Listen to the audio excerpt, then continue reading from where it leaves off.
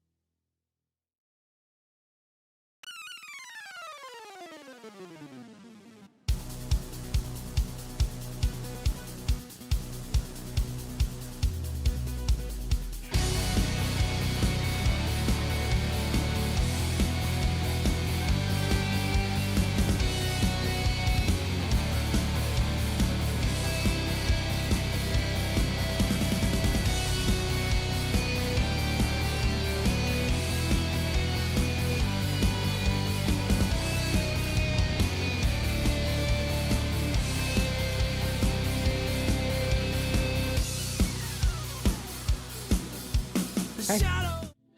Hi, chat. How's everyone doing?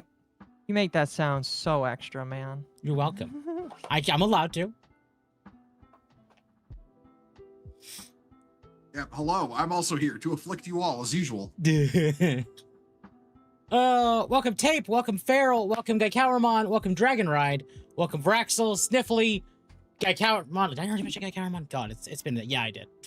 Lobstutter, Real Fame, and Any. How is everyone? Welcome Tammy, welcome Yokai. Oh, it's the end of the week. I'm here still seething about Yukiko. Oh, don't worry, Requiem. I will be bitching later about Nikke. The new trailer that came out today really pissed me off. You know what? I'll let you save it until then. I was gonna ask what did they do? Make the asses jiggle less. No. Nikke news. No. To give a short version, because we'll talk about it a little more later. Nikke is doing a collaboration with Persona, and the characters they chose have people upset. And I have a sneaking suspicion Shift Up didn't pick most of these characters. It was probably all on Sega.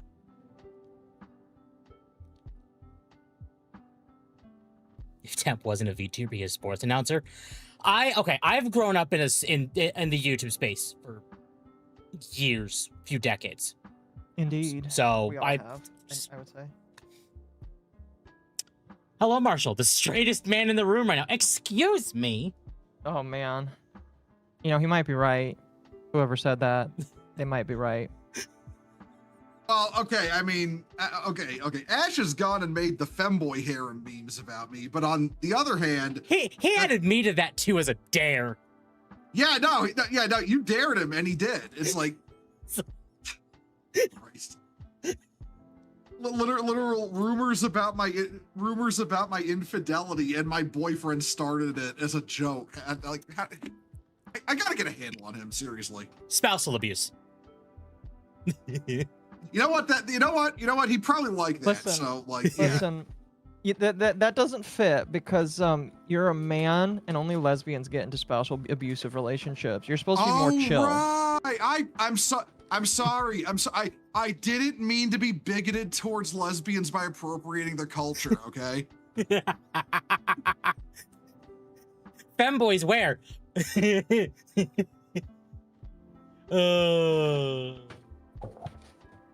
Wow, it's Marshall Bottom month. Okay, that's another one Ash started. Ash, if you're watching this for some reason, fuck you. I'll get you later for that one again. Man, my boyfriend got me a twink harem as a prank. I suffered so much. Oh yeah, no.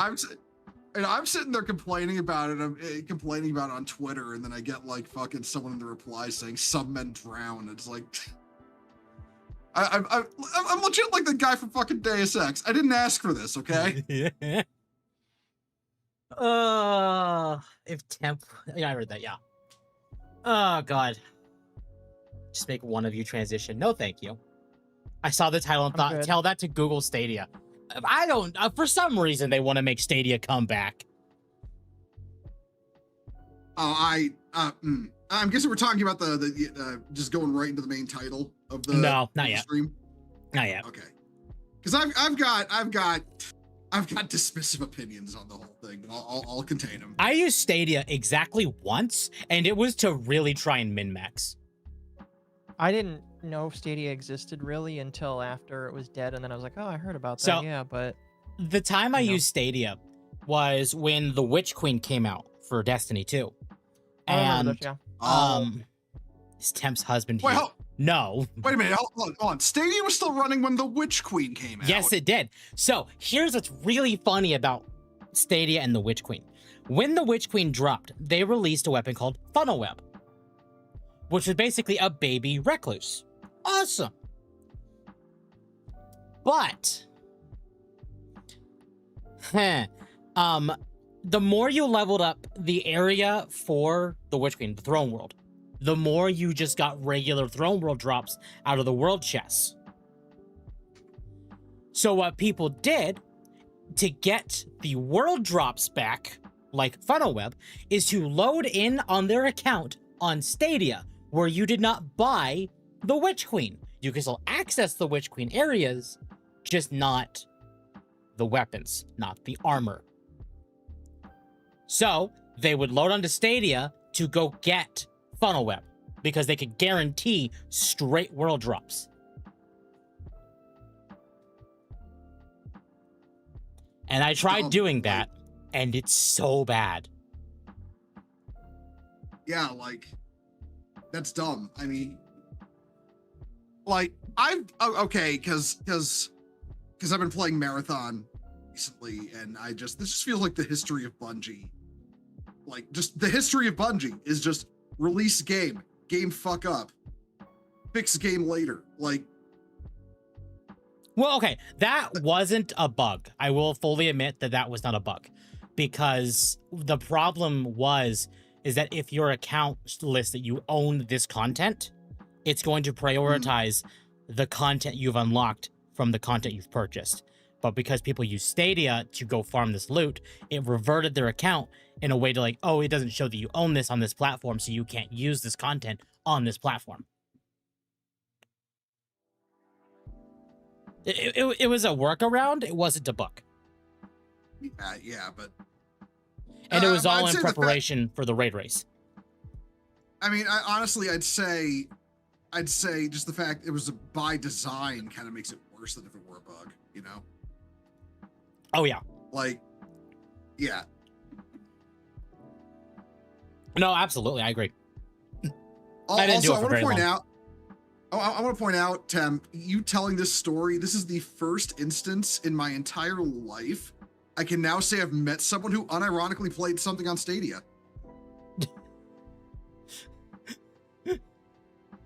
Am I a Doro? Yeah. Oh, to answer Tammy in chat, yes, I am a Doro now. Yeah. It's even more deadly. It is more deadly. Gabby made that Doro for Marshall a while ago.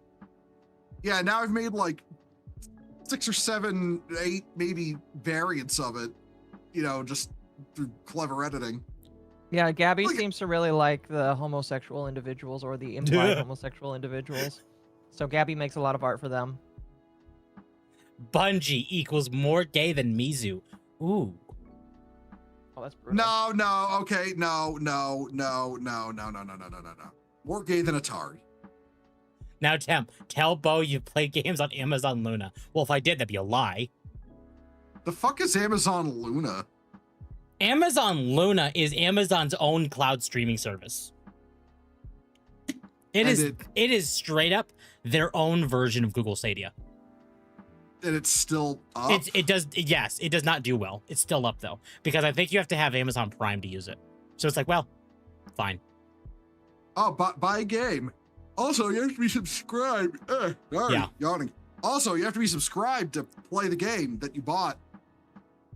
Doro superior, yippee inferior. I disagree. Listen, if we need to have a race war for that, we can. The Yippies will win because they populate through osmosis. I have no idea how the Doros do. Occo Yippee and Doramond doing the fucking doing a really weird version of the Optimus Prime Megatron from 1986 fight. Yeah, but who's who? I'm Optimus Prime, obviously. Oh. I mean, that means I die though. So do you really want to like? Is that really such a bad thing? I mean, I like Megatron. He's pretty cool. So I guess that works. Hello, Dogwave. Did you Yippee know? Can't disappear. Did you know, by the way, that Transformers had a set of cards for Magic the Gathering, which was really easy to do because Hasbro was really tight knit with Transformers. Well, they own Transformers. Yeah, they own it. That's why it was so easy to do. Yeah. It's not even remotely surprising that they would just use their own franchises. Yeah, well, what's funny is before they did a lot of Universes Beyond, they just slotted in shit from that they already owned. Oh, go ahead. Sorry. No, I was just gonna say it's funny, especially since the cards didn't even appear in a specific set for Transformers. They appeared as special cards you could find in a very specific in-universe set that eludes me right now. And what's crazy is I was at a Magic store the other day, like last week or a week or two ago. The Megatron card is worthless. I got it for like $3, but it is a really nice card, so I have it now. Man, you could kind of tell that Hasbro was going to go to shit when they began mismanaging the honestly, it was when they began mismanaging the Transformers films, like with the fourth one. That was where you could really tell they were going to start fucking up, because like those movies were guaranteed money and they broke it. Oh yeah. Like, well, Transformers, it's definitely one of those weird things of just like, you don't know what people want from this franchise, because you did Transformers 1 and that movie succeeded so well, but it didn't succeed enough to Hasbro's standards that they just said, we're not going to do a sequel, even though you could tell that there was a obvious like trilogy set that they could do there. Yeah, because it's like, okay, because like you have like going like with the live action movies, like let's go back further, live action movies, because they had the first three, right? Like people, you know, some people shit on the second one. They're wrong, but they shit on the second one. Doesn't matter. Earns like a couple billion. You know, first one earns damn near $1 billion. Third one, a couple billion. They decide to do a fourth. They take a lot of creative control from Michael Bay. The casting is bad. Like the girl who played Katara from The Last Airbender plays the female lead. Yeah. You know, and they cast her after they cast the boyfriend character, when she was supposed to be an older character. So they had to put that stupid Romeo and Juliet law scene in to justify it. Why they didn't, you know, write her as a, because the reason she got in the movie, by the way, context, she's the daughter of a billionaire who owns a huge stake in Paramount. Oh yeah. Yeah, that was also how she got cast in Avatar. Say, you know, same way. To be fair, she was fine as Katara. I can't agree there. I loathe that film. I loathe it. Oh, you mean the M. Night Shyamalan. M. Night Shyamalan, yeah, M. Night Shyamalan, yeah. I thought you meant the original show. No. I meant the M. Night Shyamalan film. I meant that one. Yeah. That's my bad. It should have been more. Yeah, but like Michael Bay lost a ton of creative control, which is why the fourth one is kind of dodgy. And then the fifth one happens, and they decide they want to do a cinematic universe. So after soft rebooting on the fourth film, they soft reboot again on the fifth film to start a cinematic universe when they're on the fifth film of a multi-billion-dollar earning film franchise. And then nobody liked the fifth one. Michael Bay didn't even like the fifth one. Fun fact, that's why that movie is so bad. He threw, like, deliberately. He didn't want to make the fifth one. He hated it. And then they do Bumblebee. Oh, you mean Transformers? Yeah, Transformers 5, the last night, which is, I don't watch it. It's don't watch it. I'll be real. I started hating. I did not like Transformers 2. I like 3 only because they destroyed Chicago. I've been there. I hate it there.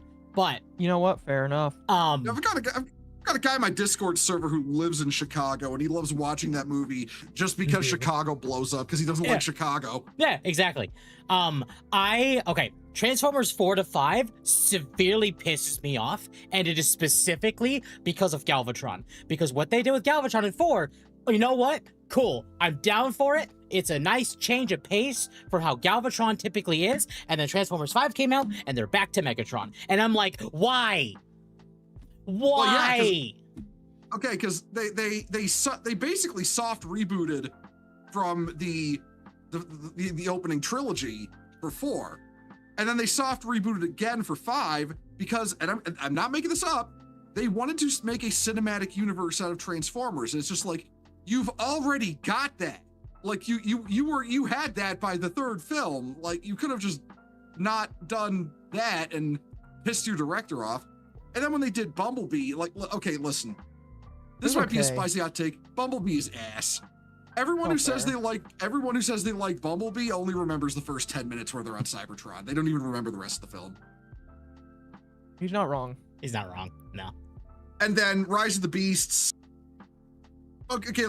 So it's so funny to me that Hasbro is like, they're trying to distance themselves from the Bay films, but try to appropriate everything they can. It's the same thing Disney does with Star Wars, Mhm. where they burned the EU and they want to make it that the EU is not a thing. It never happened, guys. But they will lift every single story and idea from it they possibly Mhm. can. That's Hasbro with Transformers after the last night. Yeah. And Well, it killed the Transformers films. Like, Yeah. I guarantee you. no, they just got progressively worse. Like from 4 onwards. Like, Yeah, don't get me wrong. 4 or 5 Bumblebee in the last night directly contributed to Transformers 1 flopping. Oh yeah. Yeah. And like Transformers 1, we'll get to actual proper topics soon, chat. It's just we're nerding out for Transformers. Yeah. It's my Transformers fault. 1, phenomenal movie. Like, I did not think I was gonna like it because every Transformers movie for several years was just shit. Straight shit. Like, even the shows. After Transformers Animated came out, every show, in my opinion, was just straight shit. So, when Transformers 1 was like, oh my god, this is actually really good, and they canned it, I'm like, what? Why? Well, because okay, but here's the thing. Here's the thing. It was like actually like genuine attempt to make a good film. And so naturally what they're going to do is they're going to make trailers that make it look like the worst Marvel slop.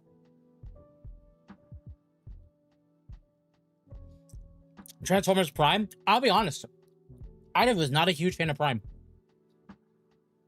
Like, I mean, I'll be just full disclosure. Yeah, no, there hasn't been a good Transformers show since animated. And by the way, Soundwave is my favorite Transformer, and Soundwave in animated, holy shit. I love how this all spawned because I was talking about magic for like 2 minutes. Well, it's an excuse to hate Hasbro, and I'll take it every chance to do that I possibly can. That's fair. That's fair.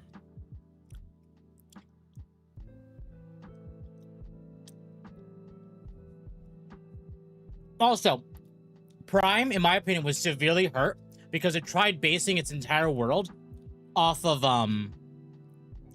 the Michael Bay movies. And ugh. So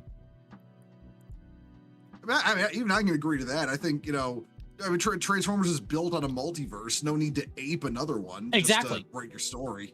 Like you don't have to the last follow time another. Yeah. Well, the last time they managed to successfully accomplish a let's go with in quotation marks cinematic universe was Armada, Energon, and Cybertron. All 3 of those were fantastic.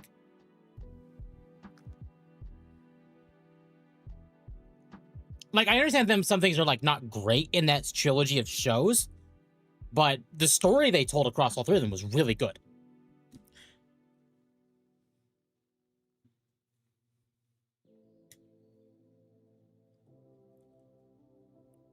No, Prime was okay. It wasn't like the shows for Prime was not based specifically on the Michael Bay movies, but a lot of the designs were, and you could see some of that leak into the story as well. It's not a perfect one-to-one basis off the Michael Bay movies, but you could tell that there is some influence there by it.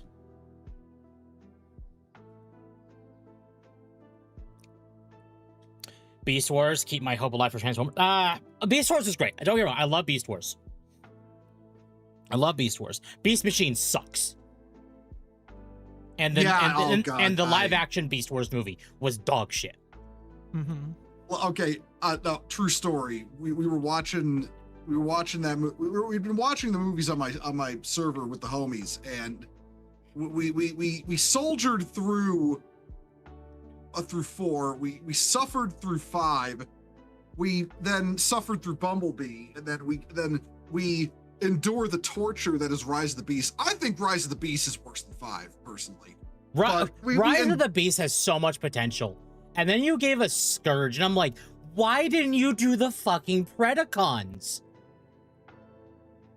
Because that would make too much sense. But yeah, no. Like, you didn't give it. You could have given us live action, like actual Predacon Megatron, and that'd be cool. You could have given us. You know what? I think the reason why they didn't do it, tinfoil hat. If I can be honest with you, They probably didn't do it because Predacon sounds like Predator, and that doesn't go there too is well that. with people. But Tarantulas. I forget. I remember the character, or God, sorry. If I remember, because that's his name. But the reason why they didn't do it is because his alternate form was straight up a tarantula. And trying to animate that, plus dealing with potential arachnophobia in theaters, that would not go over well. But he was the Starscream of the Predacons.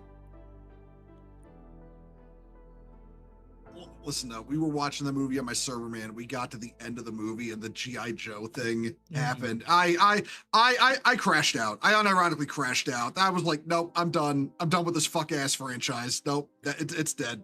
Kill it, bury it. It's gone. Yep. They really thought they were going to make that a thing. It's like, no. On the back of those movies, hell no. Who's Scorponok? Scorponok! No, Scorponok was originally a Predacon, at least in Beast Wars. Like one of the original ones. I was thinking of when you said Scorponok, the ant guy, but he was a trans Predacon or something like that. Transmetal is the term. Well, when you say Scorponok, first thing that pops into my head is the headmaster. That's going way back. That was like his first incarnation. Oh, yeah. And by the way, chat, when I mean transmetal, there was, in season 2 of Beast Wars, they had the whole thing with Unicron, and Unicron exploded, like he straight up died, but his death caused a gigantic chain reaction of like radiation across the entire planet, which caused some Transformers to mutate, or some of the Transformers in like the rescue pods to also mutate and turn into transmetal like Predacons or Maximals.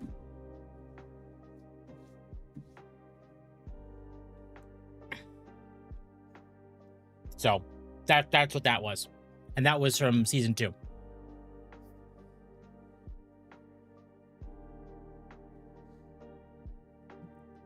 Anyway, before we just spend the entire time talking Transformers. Indeed. Why don't we get into oh, okay. Okie dokie. I gotta fix that. I'm just gonna move Marshall down here. We're gonna do that. But speaking of potentially really stupid things, Occo, do you remember that video that we actually did, the Fortnite thing where with the DC summer event? No, I don't. How long ago was it? It was last month we talked about it. Shows just about how much I remember when it comes to Marvel events. I'm still trying to get out of my mind the Marvel or DC, whatever. Only proves the point. Yeah. And to be honest with you, I don't remember it. That's okay. I remember the fun stuff. That must have not been fun enough. We spent an hour bitching about it. Anyway, we got a follow-up video for that. And I wanted to react to it tonight, if we have time. Okay. Occo has the memory of a goldfish. We've been saying this for years. Really quickly. Obviously, we're not going to talk about it tonight. We'll probably talk about it on Wednesday.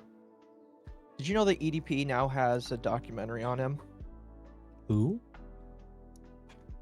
EDP 445, the black guy that got accused of being a pedophile. Oh, that guy. Okay, my buddy Nate was talking about him. Like, no, not coming to mind. Apparently, Chris Chan was in it. Oh, speaking of Chris Chan, did you see the image I sent you? I did, yes. I'm not sure if that's edited. Part of it looks edited. I don't know. But there's another image like directly under that of Chris Chan and DSP with the quartering. Yeah, I saw that. I saw that. It was really weird. It's like, but why? By the way, chat, I don't know if I will watch the video on stream because I was told that there are private parts of EDP that are exposed that are improperly censored on the video. If that's true, I'm not quite sure how the video is still up, but you know. Mm-hmm. You know. I hope that documentary wasn't made by Gideon. No, it wasn't made by Gideon. Okay. I don't know what that is. I don't checked, know he a was still in lot of who jail. Occo talks about, I'll be honest.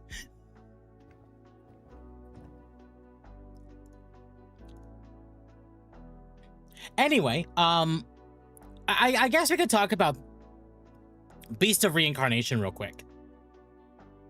You haven't shared your screen yet. I know, I'm working on it. Oh right, you mean the latest oh shit, what's that game? The latest Game Freak flop, right? Yeah. Need Temp and Sonichu fan art? No, we don't. No, we really don't. Yeah, you know what? I'm gonna join Temp on this. No, we don't. No, we don't. So I've seen this game, and if I can be completely honest with you, I am surprised that Pokemon is still being made by Game Freak. I'm gonna be real with you. I mean, they own Game Freak. They own it, so you know. Well, again, for many years, people have been begging Nintendo to let Monolith Soft make a Pokemon game. For people who do not know, Monolith Soft is the people that made Xenoblade Chronicles. And they also made the Xenosaga games and the Xenogear 1, like straight just the one game for Xenogear. But that was when they were still under Square for Xenogears, but it doesn't matter. But it's like they have a storied history with RPGs and they do them fairly well. Why not just give a storied studio who actively helps the rest of the studios in Nintendo a chance to make a Pokemon game and see how that goes? But Nintendo clearly just doesn't have the brain cells. I guess it's just my classic answer to situations like this. It would make too much sense. It would. And yes, when chat, it comes to this game launched. And it launched to very mixed reviews, which is kind of funny in my personal opinion, considering that, you know, I mean, considering that it is Game Freak, I'm not that surprised, but I was just like, wow, okay. Yep. Now, from what I have heard, this game does kind of feel like it's a combination of like Nier Automata and Stellar Blade. Yeah, which is not like basically person's first, like I don't know, person's first what do you call it? Yeah, person's first Sekiro. Yeah, Sekiro and Nier Automata is what not Stellar Blade. Yeah, something like that. I watched some gameplay, saw it was parry slop, and immediately wrote it off. Considering this game kills you if you look at the sun, it's on all. Yeah, no, it does. Now, to be fair, you shouldn't look at the sun like for too long, because that can do damage to you. Like that can genuinely hurt you. Mm-hmm. It's like, is the sun haunted? Like, well, like that's so stupid. Moon's haunted. Why'd you say that, Tem? Now I want to play Destiny while talking to you guys on stream. Oh, gross. I'm sorry. We've awoken the hive. All characters are autistic. Yeah. So basically, the overall consensus of Beast of Reincarnation that we've gotten, and this is from Genki JPN, is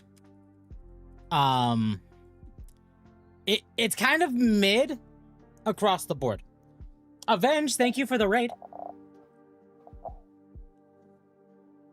No, we back to Destiny. No, we're not.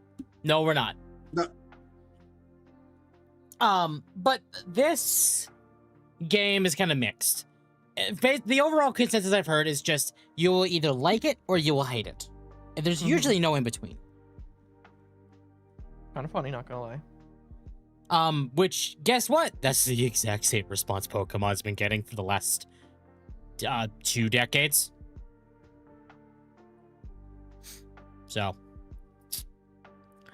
and we were all hoping that this game would be the thing to show that Game Freak can actually make better games. The game is pretty, but see, I was convinced that this is where all of their brain power for Pokemon went, and I guess that's not true. No, in fact, I've heard that a lot. Okay, here. From Stealth 40K, Beast of Reincarnation Metacritic averages PC 72, PS5 73. Most of Game Freak is working on Pokemon Wind and Waves. This was made by a small team who wanted to try something different. So Nintendo still has Game Freak by the balls for Pokemon. Right. So, what about us? I don't care, Tim. I mean, you might like it. You might not. Again, it's up to personal opinion, really, at that point. I guess I would like to see somebody who's actually played it and ask their opinion. I would too. Well, we have an interesting thing about that. Endymion made a post saying, I put nearly an hour now into Beast of Reincarnation. It's like if Sekiro and Nier got fused into a game. It's kind of weird, but cool.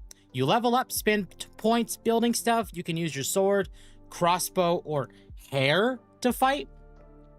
Found a stronger elite enemy, and I was able to jump on his head and stealth hit him for 50% of HP, like I'm playing Sekiro. Keen to keep playing. It's a bit janky, but cool so far. Okay, so hair can be used. Are you saying that we're playing Bayonetta or I was gonna say Shantae. Shantae, then I'm going, yeah. Ish. I don't know. Ever since basically the first 3 days of this game coming out, I've heard nothing. Which is not good. It's you know, if the game's bad, you'll hear things. If your game is nothing, that's not good either. No. I'd say that's worse than being nothing, at least. Yeah. I mean, what? It's on Steam. It's still mixed reviews. If Sekiro and Nier had a toddler child. Every writing trope, I hate it here. Lazy. This game will probably be decent at like a pretty deep discount. Like maybe $30 maximum. It depends on what you're looking for, really. If you end up paying $30 for the game and you're happy with what you've played, awesome. But the game is $60, which I could say is sad part is we could be like, oh, it's $60, yay! Because every fucking game today is $70 to $80 now. Right. So 60's nice. Thanks, Rockstar. No, I don't think I would play a game like that. Well, shouldn't say it like that. I wouldn't play it though because I'm not really interested in Game Freak or what they produce. I would need some reasons to play it, honestly. No, yeah. Really.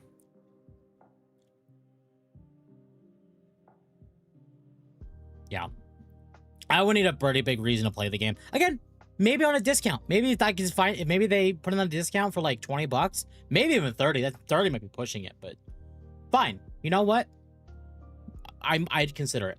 But I think from everything I've heard, no, I'm good. I'm gonna wait.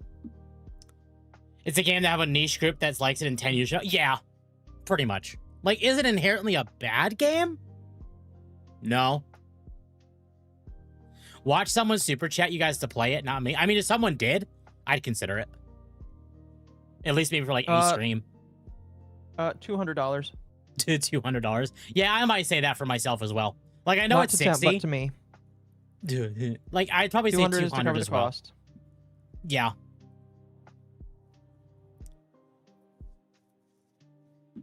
Rockstar is responsible for the $80 to $100 price tag, not 70. No, Nintendo's responsible for 80 as well. Thank Mario Kart. Nintendo started the $70 price tag with Tears of the Kingdom, and then they bumped it up to 80 with Mario Kart World. It's just Rockstar's capitalizing on that with GTA. Yes, GTA 6, the last AAA game. Yeah. 200. That's the price of a Dustborn without the DEI. I might try it out because it's on Game Pass. If it's on Game Pass and you're already paying for it, I see no problem trying it. I don't know. I like Game Pass for, like, if you want, like, a demo system, but you're not willing to shell out the, $60 to $80, then, like, fine. I see no problem with Game Pass then. But these days, I can't see myself shilling out 60, 80 bucks for a game. I'm like, meh, this could be good or bad. It's why I'm like, oh, I'll buy Monster Hunter Wilds Descendants. I'll buy Evercold for 14. I'll buy Danganronpa 2x2 because I know I will at least enjoy my time with those games. But this, 60 bucks for it? No. I needed to hear a lot of good about it, and I've heard a lot of mid.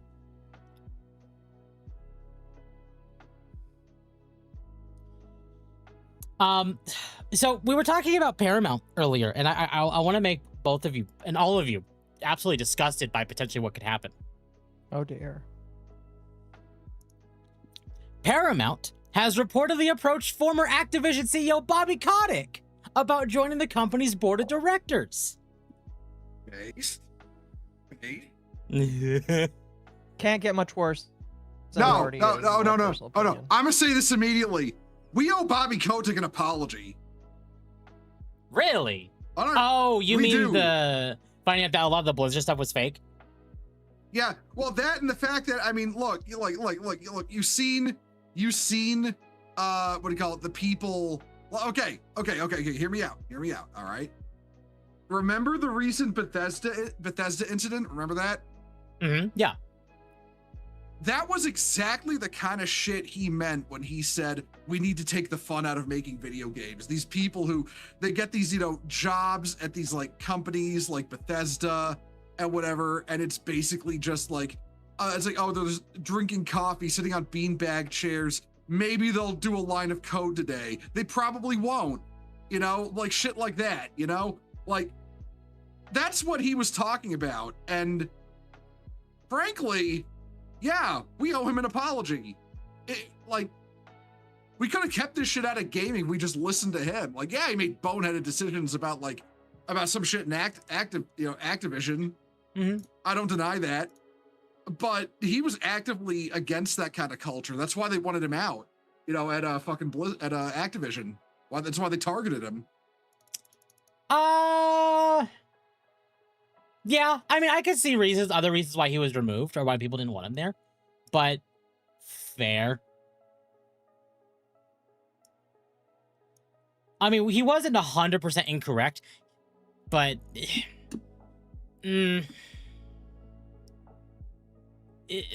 there was just too much stuff about him overall.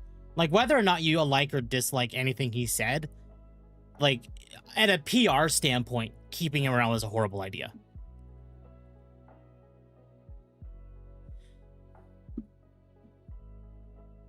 Bethesda's employees are scared to say no to Todd's ideas, even if they're regarded. Oh, yeah. Well, okay, I've said it before. Todd Howard is the Bethesda equivalent of Neil Druckmann. Ooh, that's rough. Oh, below the belt, Jesus. Todd does not run Bethesda, but everyone sucks up to him like he has his dick in everyone's face. Same thing Neil Druckmann does at Naughty Dog. Well, I mean, okay, to be fair, Todd Howard didn't kick, a woman out of her position to take it from her and then ruin the company. Todd didn't do that. He ruined it all on his own. Oh, yeah. With 16 times the detail. Now, admittedly, is Neil Druckmann worse than Todd Howard? Yes. But I want Todd off a Bethesda game and see what happens. No, Temp, they suck down to him because he's so short. Damn. It's true. Yeah. It's true, but damn. So wait, hold on. Does that make, and I mean this to no disrespect to anyone, does that make Todd Howard a combination of Neil Druckmann and Linus Tech Tips?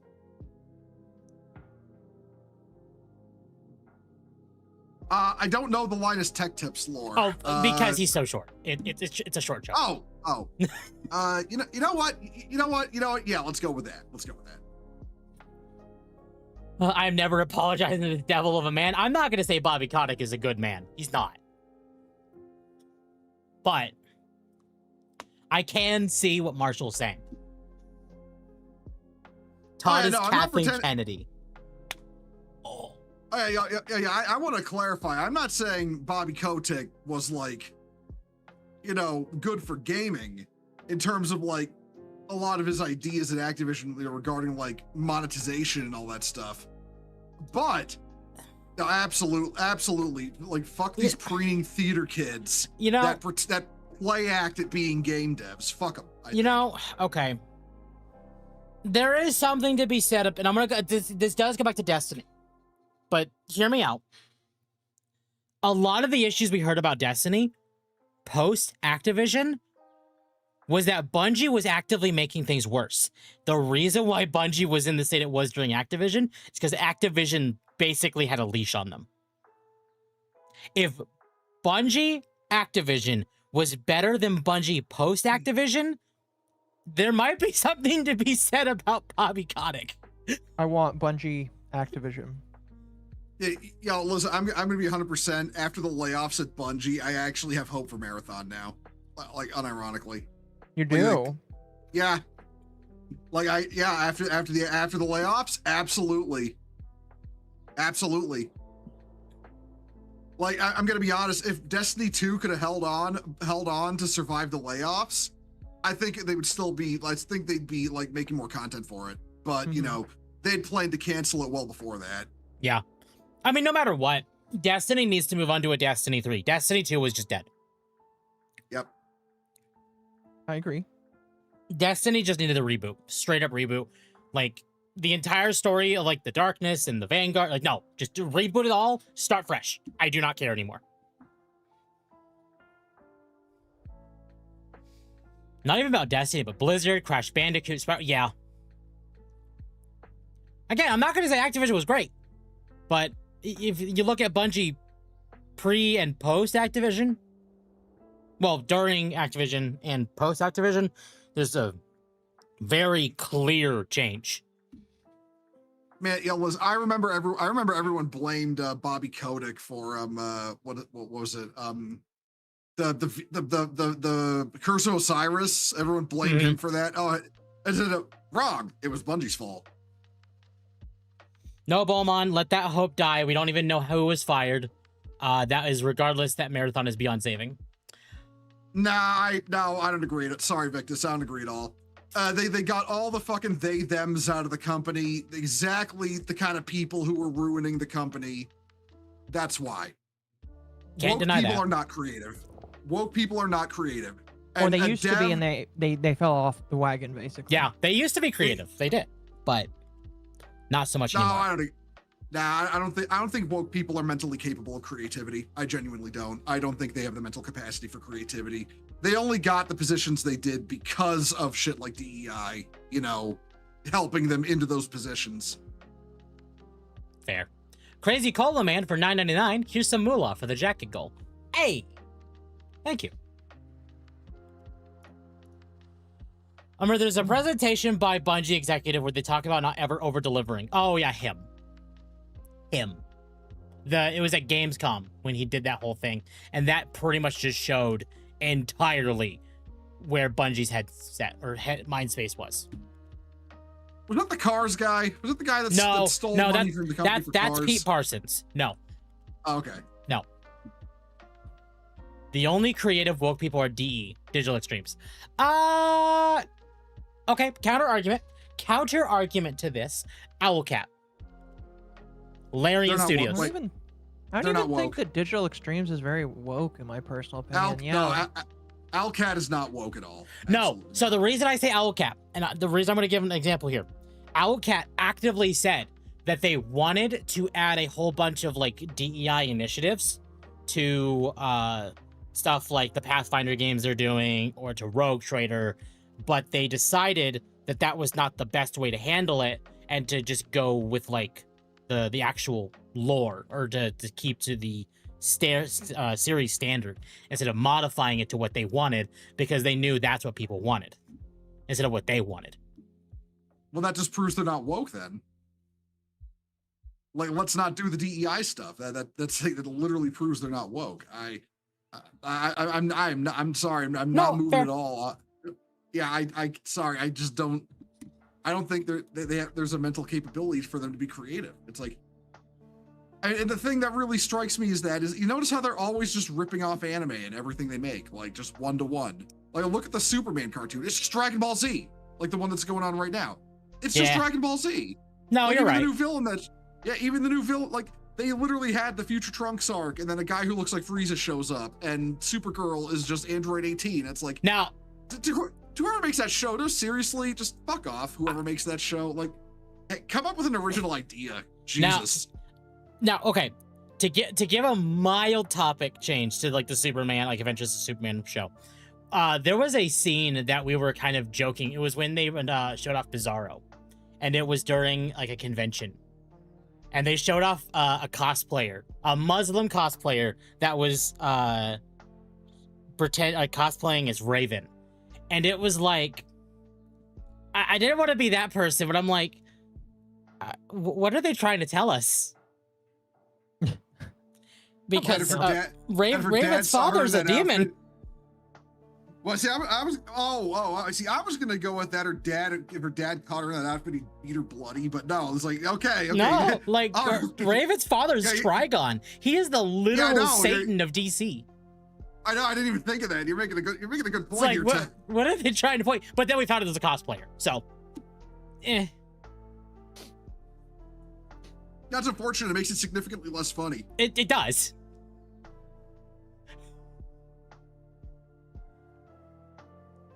It's Tumblr DBZ Superman. Okay, maybe people will disagree with me, and I totally understand if you do. I kind of like the new Supergirl design in that show. Like, I wish there was more skin showing, but I do like the design. Oh, the design is okay. It's more like when she's in her civilian outfit, and it's like, this is just Android 18. Yeah, no, I agree. Temp seeing past the veil. Like, again, like with the Supergirl thing, I do wish there was more skin showing, but there is a nice simplicity to her design. Like, it's a nice take on the Supergirl design. Excel Arts for 5. Bobby knows all the Me Too stuff wasn't real, and he still has the drama about the sexual assault from that flight attendant and another case. Yeah. Pretty much. Like, Me Too stuff is... like, the best case of Me Too is, ironically, still Vic Mignogna. Like, that Even man... he's still getting shit on. He's still getting shit on today.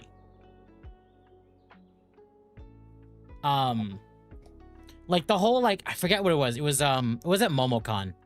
It was a convention recently where he was going to be there with another. We were talking about, I think, last Dogwave or the prior. Where he had someone he was working with on, I think it was Brotherhood. No, sorry, it was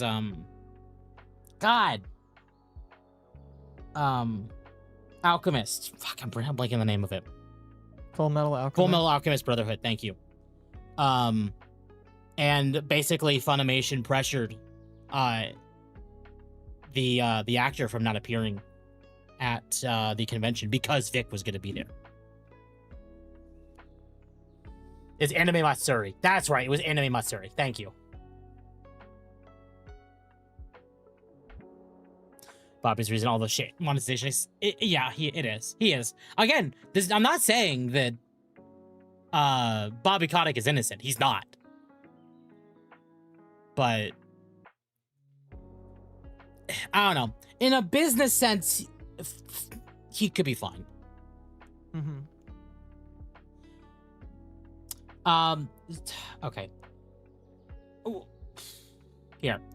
Why did they go to that one? Probably because I was tapping to that one, not here. Dave Bautista is reportedly in talks to play Kratos in the live-action God of War series. According to Deadline, Bautista is negotiating for the role after Ryan Hurst had to step away from the project following his serious injury. No. My only argument in this topic is that picture of Batista, standing there at that one premiere, and he's like in this like dress.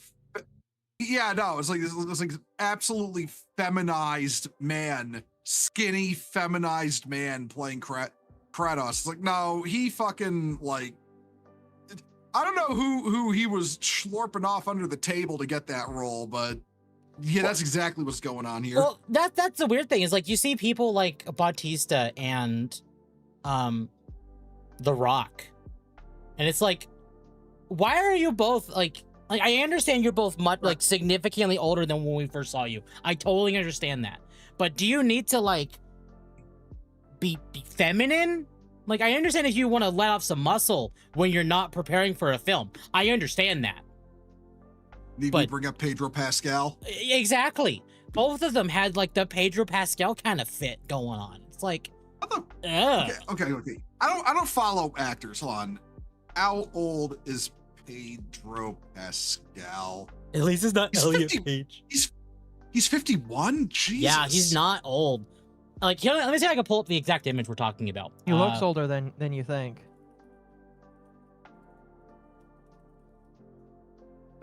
Oh, excuse me. I think I got hiccups. I still think Pedro Pascal's a closet homosexual, personally. Oh, like, no, very much he is. Very much he is. Is this? No. Here. It's a TikTok, but this is what he was last seen and last time I saw him, and it's like, dude, ew. It's like, ew. Why? That's the exact image I was thinking of. That's the exact image. Like, dude, did he have cancer? No.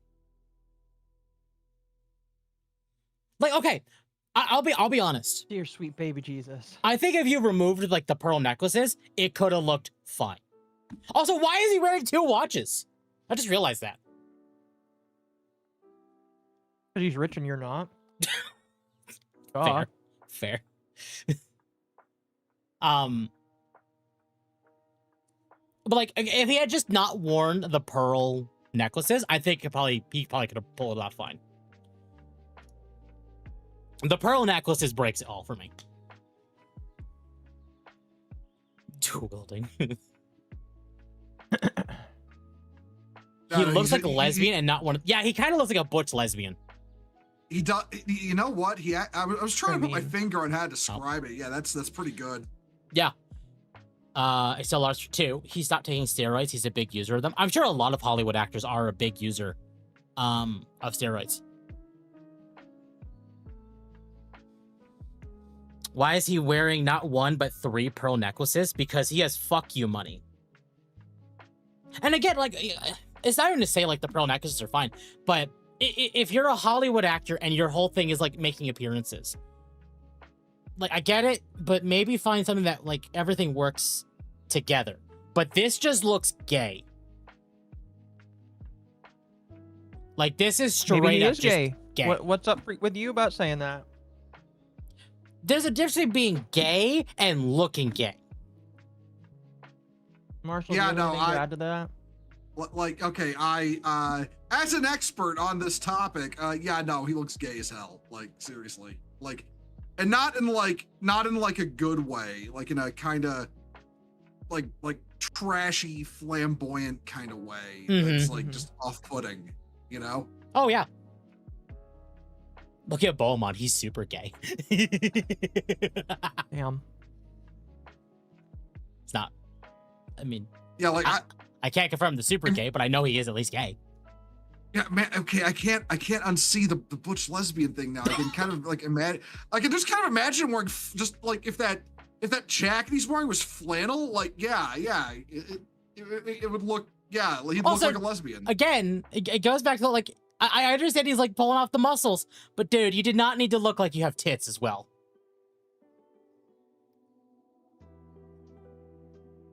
One that doesn't like him as an actor.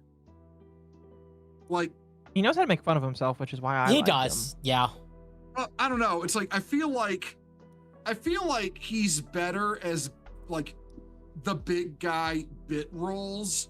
He's not a leading man. No, he's not. And that's why yeah, it's like him as Kratos is not gonna fly very well. Yeah, like the guy he played in Guardians of the Galaxy, fucking Drax, I think it was. Yeah, he played Drax in Guardians. Or you know, or that one replicant he is a brief role as in Blade Runner 2049. That's fine. That's fine. Like, Bit Rolls is the big guy. That's fine. He is not a leading man, I don't think, in any respect. No. Wolfsbane, thank you for re-upping your membership for 3 months. I greatly appreciate it. I mean, the guy who plays Reacher has admitted to having to use that to stay at the build they want. Yeah, exactly. My grandmother used to work for WWE. She says they use steroids to make them look big for the fans. I believe that too. I firmly believe that. Yeah, it just makes too much sense. Like there's a reason there's a lot of wrestlers keel over when they do. Yeah. Like, yeah. Speaking of movies, I figure we should probably talk about Spider-Man real quick. I don't know how much I can contribute to this. I checked out Marvel a while ago. None of us have seen it, so you're fine. Okay. I've debated watching it on Twitter since it's been appearing on Twitter all over. I decided not to because I don't want to be that person. I will watch it when it comes out on Disney Plus, though. Yeah. Supergirl is expected to end its theatrical run by earning less than $200 million globally. The reason I said Spider-Man and then we jumped into Supergirl is because a lot of people firmly believed that Supergirl was going to completely whoop the ass of Spider-Man. Were they on drugs? Not only did it not whoop the ass of Spider-Man, Spider-Man has passed $1 billion. This movie didn't even pass 200 million. I'll reiterate my question. Were those people on drugs? Like, everyone knew Supergirl was gonna flop except the people who made it. Yeah. Yeah, so it did not do well. It did worse than Morbius. Yeah, it did worse than Morbius, which is saying a lot. Oh, thank you, Victus. Thank you. Here, real quick. Got a better image of him. Enjoy.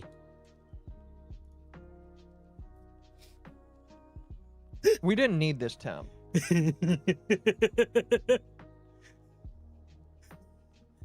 Like, again. Hold on. I didn't need the troll.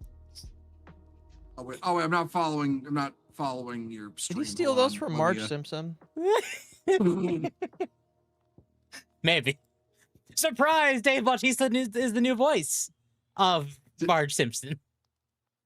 Me, homie. I'm the best you're ever gonna get, homie. You fucking fat ass. Is it time for the Spider-Man theater evacuation story? We'll be talking about that soon. Supergirl just completely flopped. Not even like a little bit, but just entirely. And Spider-Man has now surpassed over $1 billion. And It hasn't even been out that long. Like, and that's the thing too. It's not even, from what I understand, it's not even like a spectacular film. It's from what I've heard, it's not bad, but it's not great either. And you know what? Honestly, again, it's following the trend of current Marvel. Either current Marvel is the movie's dog shit, like Brave New World, which is the new Captain America movie, or it's gonna be, hey, you know what? I'm gonna go to a theater and I'm gonna have fun. Is it a great movie? No. But was it a fun movie? Sure. And that's kind of like what Deadpool and Wolverine was. Not a great movie, but it was fun. Well, the whole irony is that the what do you call it? The only MCU films in this whole, what are we on, phase 6 now? Because they shot through like 2-3 phases. They hyper sped through 4 and 5 because 4 and 5 100% were just total flops. Yeah, well, like the only movies that made money in that whole phase were the multiverse Spider-Man one. I forget the title.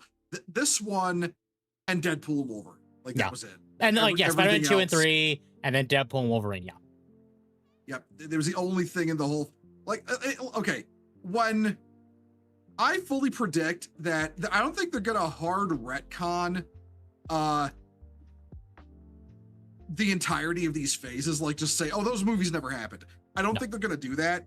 I think the plot of Avengers Doomsday, I think what they're gonna use to up the stakes of this next story arc that they're going into is they're going to use this storyline to kill off a ton of these characters that were introduced. So I actually, okay, I'm only going to talk about this because I cannot verify the legitimacy, but I am hearing rumors that Doomsday is going to have a lot of flashback moments. Not quite flashbacks per se, but when the movie starts, again, I don't know if this is true or not, so take it with a grain of salt.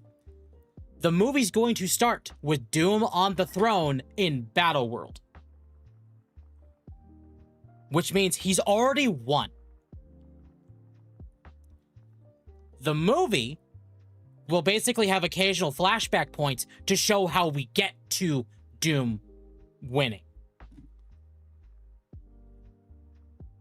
And that's it. Like, I don't think that'll do very well at all. It could be fun, but it sounds like it's shit. What the other thing I am hearing, though, is we're going to get the Council of Reeds. And... Yay. There's going to be some motherfucker who's going to be like the Council of Rex?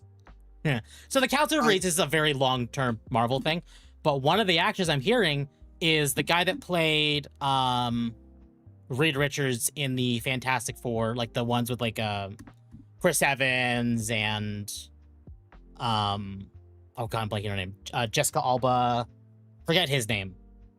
But that Reed Richards is like the one leading the Council of Reeds. And like John Krasinski or something like that. Like it's the other Reed Richards, just because multiverse shit. And like that could be fun. But listen, it all my prediction. Well, I was gonna say it all just kind of brings the point, because like the Council of Reeds needs to save Pedro Pascal's Reed, which is like, so the Pedro Pascal Reed Richards is just the worst of them, and they're just acknowledging that. You know what? I'm down. Yeah, no, listen. If my prediction comes true, and then I don't know if you saw this. They released a canon phase, a canon film list to watch going into Doomsday, and most of Phase 6 and all of the TV shows are gone. Mm-hmm. Like, I fully predict they're only going to introduce a few characters from phases 4 through 6, and they're gonna kill most of them up. Like, I feel like Shang-Chi, Shang-Chi's gonna be killed off. I feel like the girl who replaced what's his name? Black Panther. Oh, I think she'll die. Well, we know that she's already being replaced as Black Panther for the third movie. Oh yeah, she's 100% dead. They're gonna kill off. There's gonna be a massive body count, and it's gonna be all these characters from these flop films. And then I feel like a bunch of other ones in the TV shows, they're just not even gonna acknowledge, and you can just ignore them completely going forward.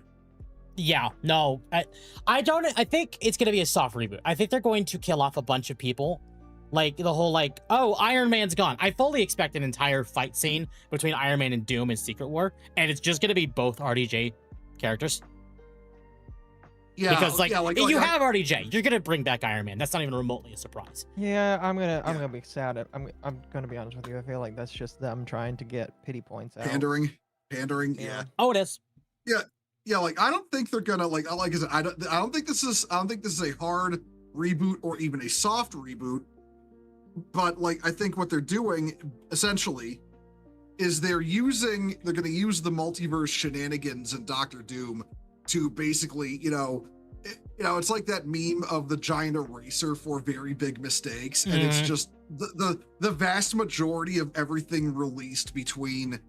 Well, I feel like they'll acknowledge some of it they can work with for the sake of having a story in Doomsday, but a lot of it, like the TV shows, a lot of them, like shit like the Eternals, or maybe even like, say, Captain America 4, the one where Falcon was Captain America, and there's Red Hulk and all that. Like, those movies, I would not be surprised if they'll never mention them, and even put in contradictory stuff in Doomsday as a way to retcon. Actually, the biggest contradictory thing about Doomsday that I've noticed, and it's really funny, is you look at Thor. Thor has his Ragnarok design. Why not his Love and Thunder design? Oh, like, I don't know. Like, he even has the short hair and the normal, like, Ragnarok design. Not even more like his, like, more flamboyant Love and Thunder design with the long hair. He's straight up back to the short hair. Why? He's also got a kid. He's also got a kid now, apparently. Yeah, and that's from Love and Thunder. Teaser. Yeah, but like, it's weird. It's weird. Like I don't know how they're gonna handle it. There's so much stuff that, like, they know they can't keep a lot of that media. They know they can't. Like, what I expect them to do, ultimately, I do expect them to do a soft reboot, because obviously they're gonna keep Tom Holland. They're gonna keep Sadie Sink. They're gonna keep, like, a lot of, like, the newer characters, but they're gonna use it as a way to bring back characters like Iron Man, Captain America, Thor, and, like, they're just gonna recast all of them, like the older, like, actors, so they can bring these characters back with new, younger actors. Probably, yeah. But keep, like, you know, the ones that have, like, succeeded more recently. Like, I expect Ryan Reynolds and, like, Hugh Jackman to go off into the sunset. I expect RDJ and Chris Evans and Chris Hemsworth to go off into the sunset. But I don't expect their characters to go off. I know they can't. They can't kill off those characters. That would be like that. They're too popular. At this point, at this point, that would just be financial suicide. It would. And they haven't committed enough of that already. No, that was more like financial. It was more like financial cock and ball torture. But there was a lot of blood loss, you know, based on how much, you know, money they've lost over the past, you know, couple of years. And meanwhile, the Star Wars fan in me is still looking over at Star Wars. Mm-hmm. It's like, hey, can we do some of this hard reboot shit? Or can we do some of this retcon reboot shit over there too? Too much to ask? All right, David Filoni. Exactly. Real quick, Avenge, thank you for re-upping your membership for 5 months. I greatly appreciate it. But something did happen with Spider-Man, and this is just infinitely funny. Like, funnier than anything else. Horrific fart attack sent moviegoers running out of the theater in the middle of the new Spider-Man. While a screening of the movie Spider-Man Brand New Day was playing in Cartagena, Colombia, an audience member allegedly had a farting attack that cleared the theater.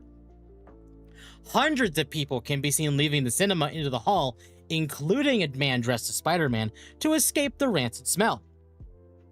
One viewer said, to ruin a whole cinema like that, only God knows what that person ate. Man, this is the worst chemical weapon attack since the sarin gas attack in Tokyo. Also, dude, did you need to be that built? Jesus. Like... Okay, I'm not gonna lie, I'm not wearing my glasses right now. That shit looks like body paint, not a fucking outfit. Yeah, it kind of does look like body paint. You're not wrong. Yeah, and that's why I have my glasses. I'll be right back. I gotta go clean them real quick, but I'll be right back. Okay. Who let a Congo Lala into the theater? I guess that's the one viewing that bombed.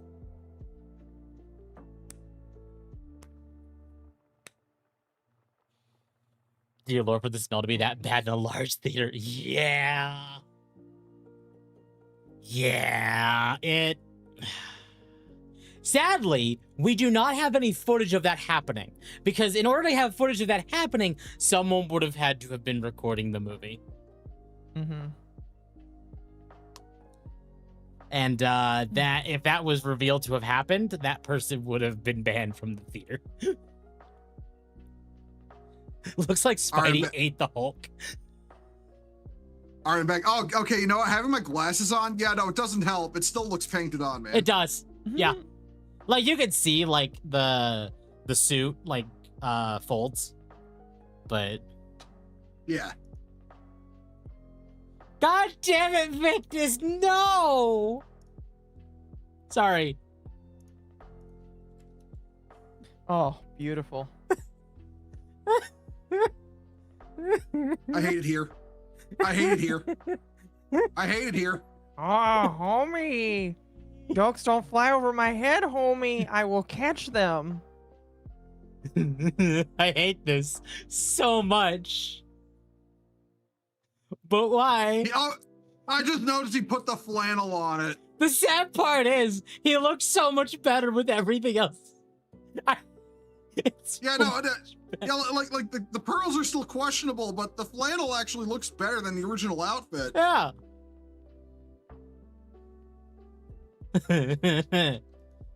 But yeah. Like, dude, you don't need to be wearing that suit. That suit. Like, holy shit. That looks like it's out of the US. Also, why are you so caked up? Holy shit. Tim, Okay. why does the helmet of the Yippee kind of look like queso? Wait, what? What do you mean I look? What do you mean I look like queso? What?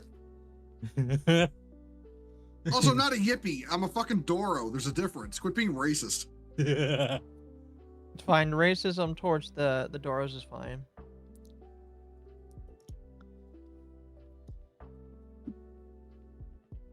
So yeah, I'm gonna remember that. I guess a fart attack cleared the theater.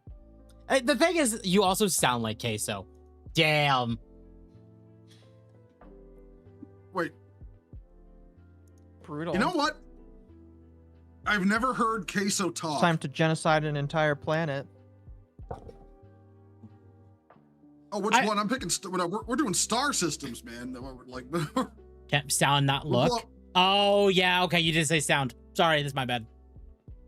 The race war starts now.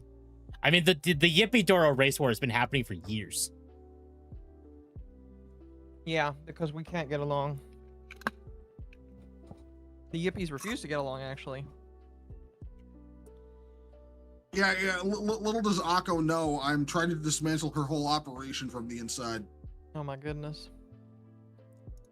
But you're not a Yippie, so that's not gonna work. We do not allow any Doros in the Yip house. No.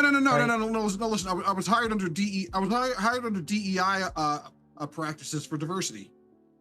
See, the Yips don't believe in DEI. They believe in every Yip for Yip selves, and as long as Mom delivers the ice cream, we're all happy. If there's no ice cream, then Yips revolt. Fair. The Yip house, yes. So real quick, and then we'll move on to the Take-Two stuff. We also got a trailer for Swords and Slippers this week. Finally, it's been a little bit. That's right. I saw this. So it says, Rapunzel, oh Rapunzel, let down your hair. Are you my prince? Come closer if you dare. This has got to be one of the most interesting interpretations of Rapunzel I've ever seen.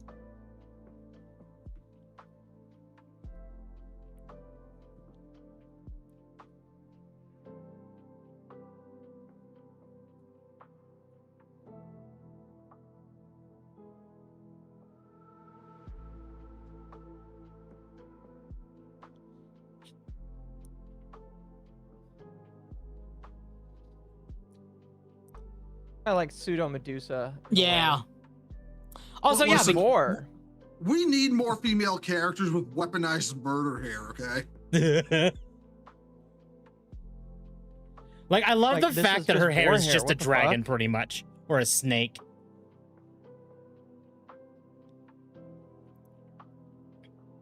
But the game is now on Steam, or at least wishlistable on Steam, so which means it's probably a 2027, at least early access title. I hope so. I can't wait, honestly. Yeah, this will probably be a day one for me. Temp, is Rapunzel a hairdusa? I mean, Medusa's technically that. I'm sure what that they're doing with Rapunzel is kind of like a pseudo fusion of, again, Rapunzel with Medusa. The difference here is instead of being able to turn people to stone if they look at her, it eats you. It just eats you. Yeah. Her hair is Atari. You know what? Fair. But then does that make Rapunzel Mizu? No. I don't know. Medusa's the queen of the Gorgons. No, she's not a Gorgon. The difference, okay. The reason I say that is because technically, it's from a very basic standpoint, Medusa's hair is just snakes. This is technically also snake hair. Technically. Tits, I can fix her. I'm waiting for some. I'm just gonna wait for some grifter to declare the game is woke now because she's a little more clothed than the other two girls. Even though her honkers are hanging out, but like that like her cleavage fully on display. But I think that won't matter, of course. And also just ass. Cleavage is on display, and it's kind of just out there. If somebody declares this game is woke, they are retarded. They're an idiot. I was specifically thinking of Yorch Torch. Oh no, I'm sure Yorch Torch is gonna call this game woke. Positive, absolutely. Doesn't he call everything woke these days because he's got nothing other than doing that? Correct. Yeah. The well of stuff to get mad about is running dry, so he has to turn on things that aren't woke. Oh, like the quartering? Yep, exactly. But what about the oranges? Man. They're in one of the deleted shorts. So, from an article from Eurogamer, we'll all be streaming our games in about 3 years, says Take-Two boss, raising some post-release questions about GTA 6. In Take-Two's latest financial report, CEO Strauss Zelnick makes some bold claims or statements about the future of the games industry. As the industry reels from Sony's controversial decision to stop manufacturing physical disc-based games and to pivot to an all-digital future, Zelnick reckons we won't only embrace digital games in the future, but stream our games too. No. I have my immediate take on this, which is this is a guy who does not understand the tech talking out his ass. No, well, that we can actually confirm. Zelnick has actively come out and said he does not monitor what the devs do at Take-Two because he's not a gamer. He doesn't know what gamers want. So he just basically says, I don't know what they want. You all do you, and you all figure it out, and yeah.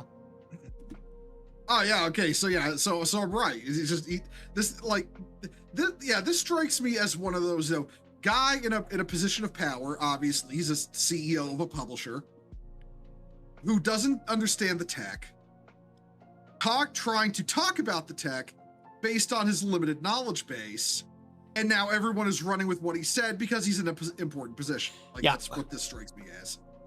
No, I do at least admit, I appreciate him being honest that he doesn't know this stuff, and that makes him not qualified to speak on it. Why did he speak on it? Well, no, he's not talking about the gaming as in general. He's talking about how people will access said gaming. And from a business perspective, I can understand why he's saying that. Yeah, but I just think, man, listen, I think we were saying that, literally just saying this earlier. Stop trying to make streaming gaming a thing. It's never going to be a thing. I agree. They will try, but the internet infrastructure will never be there for cloud gaming. Yeah, it won't. At least not in our lifetime. Maybe when we're at like fucking Cyberpunk 2077 levels of tech, maybe. But by that point, we'll also be like, we'll also be just doing that Sword Art Online straight into your brain kind of gaming as well. Yeah. By that point. Yeah, pretty much. With the advent of streaming, which we really do believe is around the corner in terms of having something that's low latency and streaming. No, you're smoking something. You are clearly smoking something. Yeah, but was this guy hitting the this guy was hitting the I don't know how the tech works pack before he said this shit. Yeah. And really works well for consumers. Machines that weren't game machines before will become game machines. Don't look at Doom then. Zelnick said during Take-Two's quarterly earnings call this morning, thanks Kotaku. So, without regard to what happens in the console business, which is of consequence to us, of course, we see the overall install base as a practical matter growing materially. And if you believe in streaming, we really do, and I'm happy to put a timeline on it. Strauss thinks that we'll be in a commercial streaming mode in 3 years, and explained that by commercial streaming, he meant a games streaming platform that has low latency and will work for the vast majority of customers. I am reading this as essentially a plug-and-play streaming system that allows users to access games and play them with minimal barriers and minimal fuss. See, don't get me wrong. I wouldn't be opposed to this. In concept, I don't mind the idea. In practice, it would fail immediately. Again, the internet infrastructure of today, even 3 years ago, most people don't even have fiber. Yeah. And you don't even, you think this will be, no. Yeah, that right there is like going to be a massive hitching point for this for this whole idea. Is like, bro, not like just the internet speeds required by themselves would price most people out. Oh yeah, and not just pricing, but sheer availability. Mm-hmm. No, absolutely. Like not even like by any stretch of the imagination. You need to be rich to stream games. To be fair, in defense of that comment, gaming is becoming a luxury now. Okay, sorry, a rich person's luxury. Like, if you look at RAM costs, you look at GPU costs, and motherboards are getting price increases. Like storage has price increases. PC gaming is just getting so expensive to the point, like, it almost questions why you do it. The problem is consoles in the same spot. Like, gaming is, like, everyone's being priced out of gaming completely because of AI. And I can kind of understand it from a standpoint of, like, well, if you have a shit piece of hardware, but it can stream it, you don't need to spend a lot of money. But the problem is that it doesn't matter, because we need really, really, really good internet to even do that, which is going to cost you a shit load of money.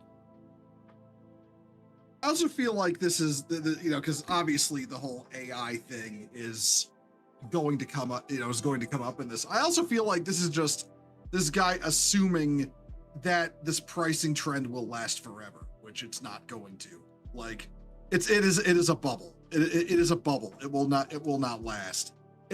And I've also read that a lot of this problem, this pricing problem, actually should have resolved by now. But a lot of the chip makers are deliberately price gouging when they don't have to. That's been proven. Yeah, like that. Like they're like the price should have gone back to normal, but they want the price to stay where it is because they're making a lot of money off of it. Yep, and that's exactly it. That's honestly more doing it than the data centers. And I know some manufacturers are being hit with a class action over. Yeah. Here in Europe, fast internet is super cheap depending on the country, but it doesn't matter if the servers are too far away and you have to force with 1% or 1 second of delay. Oh yeah, exactly. Also, welcome Strickland. I'm so glad I got paid a $250 for my PS5 that I never used, because now I can resell it for $500. Yeah, like, okay. I guess a decent example is we are hearing rumors, which is crazy. Yeah, but who would buy it from you? We are also hearing rumors that the Steam frame is going to be like $1,100, and I'm still like, yeah, it's going to be expensive. But I think with what Valve has promised with the Steam machine, it's a lot of people are still going to buy it. And that's the thing is, if you want people to buy your expensive hardware, you need to have what people want out of it. Like, the Steam frame is not exclusively VR. It's a VR headset that can also do non-VR activities. And that's a big selling point for some people. Yeah, I've got a mostly, I don't want to say love-hate relationship with VR, mostly just a hate relationship for two very big reasons. I promise not to turn this into a CCP Games rant. The fact that when they made an EVE Online Starfighter sim game, they because the CEO of that company is retarded, they turned it into a VR what was it? An Oculus Rift exclusive, and because 3 people owned it, it flopped. Yep. And then the other one, And then the other one is we got a Sister of Battle first-person shooter. And guess what they put it on? VR, because... And that's the thing is, whenever they do VR, they're all like, oh, it needs to be exclusive to Meta. Why don't bring it... Like, even if you brought them to Steam, you'd make more money because Steam is more open. Like, whether or not you don't sell a lot more copies, you are giving people the option to sell more copies. I'm asleep. Schedule. I have a good night, Magma. Enjoy sleep. Anyway, commercial streaming can multiply the effective install base by 10. No, it won't. He continued, that doesn't mean we're going to 10 times our revenue. We wouldn't project that we would, because obviously your avid customers already have access to video game machines. But I do think it creates a great opportunity for titles that are broadly desirable, even outside of horror markets. And we do have titles like that, obviously. Now, under that concept, the idea that he's like showing off kind of sounds like Game Pass, where it's like, ew. It is you, but it is kind of like a gateway to gaming for some people. The problem is, in 3 years' time, where's gaming gonna be? Is AAA going to be in the toilet more so than now? Will AAA be dead? Will AA take over the scene? Will they both be dead? Will indie have taken over the scene? And if indie's taken over the scene, I promise you, indie won't do this. I'm going to be honest. Where will we be in 3 years? With just what we've seen in the past couple months, with all the layoffs and literally AAA getting gutted, like trying to make a prediction on where gaming will be in as an industry in 3 years is like some Nostradamus shit. Like, yeah. You're not gonna be able to predict where the industry is gonna be in 3 years. Like we're now in the middle of, okay, like maybe this is extreme of me to say, we are in the middle of the second great video game crunch. We are in the middle of it. Yeah, like a lot of people are like, oh, it's never going to happen. It's never going to happen. We're never going to have another crash. The industry is stupid. We are in the middle of it, like right now. We are in the middle of the second crash. It has happened. We're now enduring it. Yeah. Like, we don't know where the industry will be once the crash ends and the industry starts to rebuild itself. Like, well, in the next 3 years, will that be the end of the crash and we begin to rebuild? Or will that be when the crash finally, the direct crash and burn? Because once we hit that direct crash and burn, it's going to be like 5 or 6 years before it's fully built back to where it should be. Yeah, like it's gonna take a while for. I'm gonna be honest. I said earlier. I said the line, and I stand by this. GTA 6 will be the last AAA game, and I stand by that. It is going to be the final AAA game from the industry as we know it, and strictly through release inertia. That's the only reason it's going to happen. It was in production while the industry, as we've known it for so long, has been, was a thing. It can't not be released. They have to release it.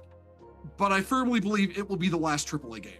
And we're going to see after that game comes out, we're going to see a very different approach to how the industry handles games and releases games in terms of things like budget, scope, what have you. I feel that there's gonna be a massive seismic shift, and GTA 6 is basically going to be the last of its kind. I fully believe that. Now, I will agree on the idea that it could be the last AAA game. I will add on to that and say I believe it'll be the last AAA game of its magnitude for a very long time.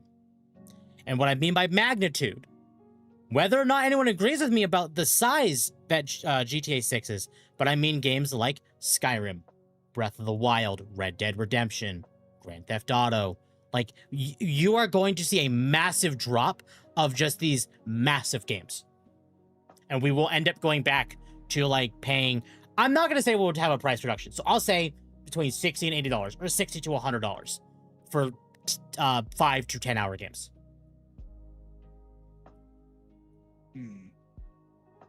I can see it. I can see it.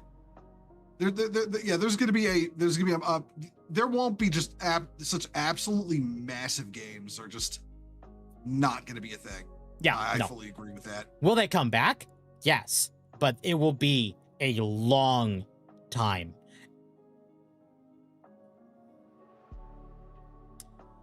So, given that Take-Two has only just revised its projected revenue for the 2027 fiscal year up to $8.2 billion, it's safe to say Zelnick knows the market well and has gone on the record with a few observations about the state of the games industry.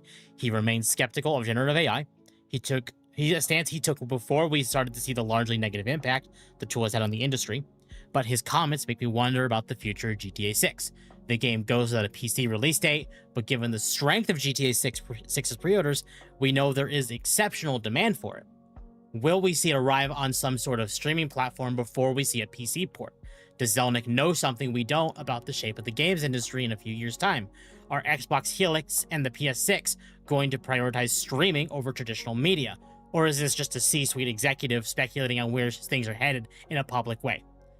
It could be that this statement doesn't really have anything to do with GTA 6, though I find that doubtful. Take-Two is adept at maximizing profit, whether that's by taking advantage of platforms like PS Plus and Game Pass, or by making the software available on as many platforms as possible. More users equals more profit. Generally speaking, it stands to reason that we're being primed for a streaming future of some sort. But given the blowback to Sony's announcement, it'll end physical game production, there's bound to be some resistance before we get there. I agree. I think saying this right after Sony's going fully digital announcement is only going to hurt this pipe dream he's talking about. I think people would have been more okay with it as an option if physical discs were still an option. Like, where you have the idea that you can do, like, you want to do fully digital? You could do fully digital. You want to do completely physical? You could do completely physical. You want to stream it? You can stream it. Letting people have the options is okay. But when you start taking away options and then you say this, no, that won't fly.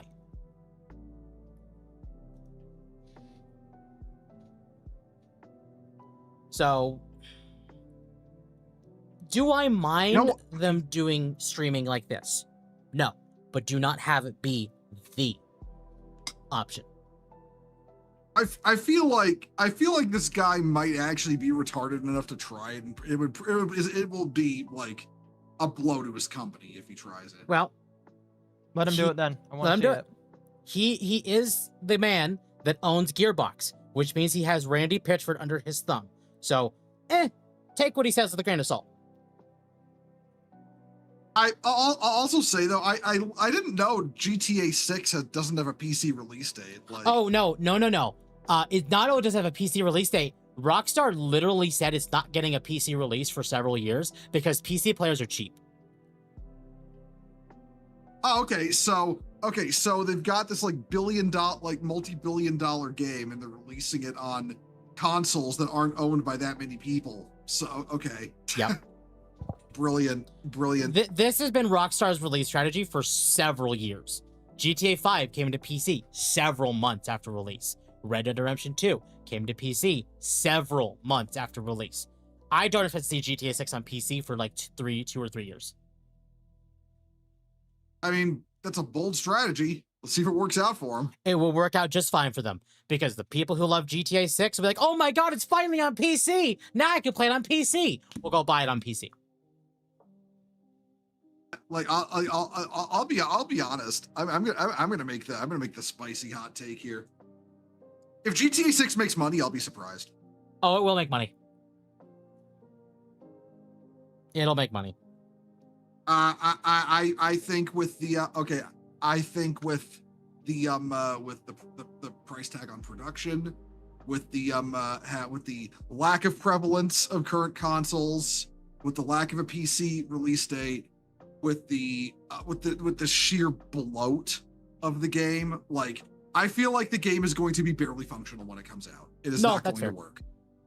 Like it is not going to work. That's going to hurt it. Like the fact that even on consoles, it's going to barely work, let alone on PC. and when it ever comes out. And I feel like that it like in the law, I feel like they're setting themselves up for a failure regardless of pre-orders. See, I would agree with you. I would 100% agree with you. Pokemon exists. Pokemon has no right succeeding in the current state the games have been in for the last several years. Meanwhile, they continue to make bank, and it is exclusive to Nintendo systems. I would say the difference there is a Pokemon game comes nowhere near the production budget of GTA 6. No, I agree. It doesn't. GTA 6's budget is so high that even if they make $1 billion on it, they may not be able to make back the budget they had. Yeah, I firmly believe they are setting up for a fall with GTA 6. Regardless of pre-orders, we're talking again. This game is so bloated, has been in production for so long, and the more they delay it, the more it costs them. It costs money to hold a game, in limbo like that. Every day you are burning money to do that. I feel I feel like no matter how well it sells, it won't succeed. No, that's fair. And not only that, I feel like the game won't function just again because of all the design bloat, the superfluous graphical detail on machines that can't really handle it. I feel like they're setting up for a fall. I will die on this hill. No, that one's a fair one. GTA still hasn't made a game that has disappointed yet. Therefore, it is still on the too big to fail state. Once the franchise releases a bad game, then it'd fail. Yeah, no, yeah. I see. I've always I stick by the simple fact that when something is in the position of too big to fail, that's when it's most likely to fail. Yes, no, that I agree with. 70% probability game releases are let out in alpha to beta testing levels of release and are total smega. They are not complete when they do this. On the repeat, even AAA games, it's been this way for a very long time. It does cost. He is right. Also, welcome Devastator, but you are correct. Yes. Budgets for games, and this is something that a lot of people need to realize, is that budgets for games have gotten so high that even if the game succeeds, it fails in the company's eyes. Right. Yep. Like on a player's perspective, like Destiny 2 Lightfall, it meet publisher like sales, but in community wise, it failed. Or Pokemon's another one good one. Like it met it didn't meet player expectations in player base, but in company base it did. Do I think it's gonna be the reverse opposite for GTA 6? I think even if GTA 6 is a success player wise, it will fail in monetary gain for the company. Yep, that's Long pretty term. much it. And again, I'm also sticking by like game performance. If this, I firmly believe this game will be an unplayable mess when it comes out, and that is going to hurt it severely. Mm-hmm. Grand Theft Auto players want their fucking ultra high fidelity experience, and when the game is going to be chugging at 20 frames per second, at high frame rates, barely functioning. Yep. That's going to do a number on it. Battlefield 6 literally failed after crushing every money-making milestone. It did, yeah. Like, the player base liked it, but for EA, no, it failed. And because it failed, EA kept doing stupid shit to it to try and make them more money, which caused Battlefield 6 to ultimately fail in the player's eyes. Yep. Yeah. We really did not need RedSec. You could have used that development time on anything else. Yep. And yes, GTA 6 is going to be 30 FPS, even on modern consoles. It'll be at 30 FPS, perhaps. 30 FPS with frame gen. Oh, okay. So it's gonna look like everyone's fucking Clayface while they're moving around. Okay. Yes. Oh boy. Those GTA players are not going to be happy. So also during their earnings call, it gets even better. Oh. During Take-Two's earnings call, Strauss Zelnick admitted they could have charged even higher for GTA 6 and still done insane numbers due to the hype, but they chose to focus on delivering more value with an $80 price base and just $20 more for the Ultimate Edition. Offering a phenomenal value at $80 makes sense for some consumers, and then offering incremental value at a modestly increased price, $100, also makes sense. Given the hype around this title, I think we could have had made any number of other pricing choices, but as I said earlier, our focus is on delivering way, way, way more value than what we charge for something. The Ultimate Edition that literally locks out half the content you pay for. It literally locks out several. You can't even 100% the game unless you pay them $100. And yet they're saying that you could have paid more. Yeah. I'm not gonna lie. This is exactly what I was talking about when I said too big to fail is the moment you fail, because like this is the kind of the ship is unsinkable attitude that sends you face first into an iceberg. Yeah. Yeah, but they could have charged more. Imagine the standard being 100 and the ultimate being 120. Yeah, no, I'm sorry. When I think of the Take-Two CEO, all I can think of is the guy who, it was like his company built the Titanic in that movie. And then the guy who's behind the construction said it's gonna sink, and then the guy says ship can't sink. That's the CEO of Take-Two right now. That will be him when GTA 6 comes out. Yeah. And I do also remind people that if you are planning to buy in GTA 6, remember to turn off or flat out remove your credit card from your console, because if you pre-order the game, you get a free month of GTA Plus, and when that expires, it will automatically go find your credit card information if it's input into your console and just use it to continue paying for GTA Plus.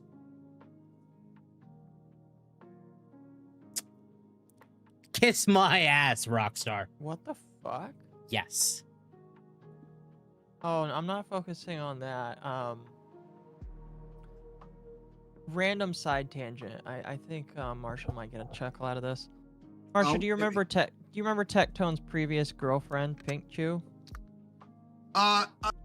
Okay. The only thing I know about Tectone as a person is that he got really skittish when I brought up the fact he used to like lolly shit. I know. And in a post, he literally DM'd me. He'd be like, "Stop talking about it," and then I just ignored him and kept talking about it. I don't know anything about his personal life, so no. Well, the previous girlfriend that made him get a 10-year protective order on him. Guess who she's dating right now and talking shit about Tectone too? Who? Drake. Oh. Drake, as in the rapper Drake. Okay, that's what I thought. Not Drake and Josh Drake. Well, no, I figured talk about the actor. You know, Wow. I just have to bring up Tectone real quick. I notice is he doing like, is he doing the I'm so heckin' based right-wing grift right now? Yeah, because I've seen him posting a lot, I've seen him posting that shit a lot, and it's like, bro, you are so disingenuous. No, I feel like there are people that are just eating it up, and I feel bad for them because he is literally going to become a lefty again when it's like, when the pendulum swings, he's going to run to whatever helps him the most. Oh, yeah, no, absolutely. It's like, it's like, again, everyone can find his old VODs of him talking about how he wants, to fuck all the lollies in like Genshin or some shit. And then when they see him calling lolicon content, fucking pedo shit, it's like, bro, we know what you're into. Shut up. We know what you're into. It's on video. Yeah. I You just were saw not him, born yesterday. I saw him got married recently, and I'm like, well, I fear for that woman because he don't like pussy. Yeah. And which, by the way, he admitted in court, I believe. Wait. What do you admit? Okay. I don't. Okay. Okay. What did he admit? That he has problem with a woman's vagina. Oh. I mean, I can relate. Well, okay. It's just funny because it's Tectone. That's why. Oh right, yeah, Mr. Yeah, right. Sorry, I don't mean to derail the thing here. I just wanted to be like, why the fuck is Tectone's ex-girlfriend dating Drake now? That is weird. We're gonna get a lot of tea about Tectone because of that. I'm telling you right now. I got no comment. I have zero comment. Listen, man. All I think is that Tectone is a lolcow. Like that's it. No, he definitely is. No, that I can agree And with, yes. I just increasingly feel like the people that are around him that are holding him up, I think that they are playing a dangerous game where I am taking them less and less seriously because I know that they're doing it specifically for clout and to grow off of him, and not because they like his views or anything. That's it. That's all I wanted to bring up. Fair. I did also want to bring up the Netflix thing with GTA 6. That's right. They're doing something with it, huh? Oh Yes. yeah, you have to subscribe to Netflix to see a trailer or something. Yeah, you gotta subscribe to Netflix to watch a GTA 6 trailer on August 27th. Bandman said, coming from an account that admitted today they paid for a Netflix subscription just to watch the GTA 6 trailer 6 hours early, of course you would consider a company ripping you off as good value. It's like, you know, it's like that shit's gonna end up on YouTube 5 minutes after it comes out. Like, yeah, exactly. Like, anyone with half a brain will not be doing this. Oh yeah, like. Unfortunately, that doesn't help us a lot, Tim. Like, it's like, I don't really have much to say just because it's like, do I even need to say anything because of how stupid it is? No, not really. It's just, hey, this is happening. And this is another one of those things of just like, it's too big to fail. No, it's not. It's too big to fail will be its failure.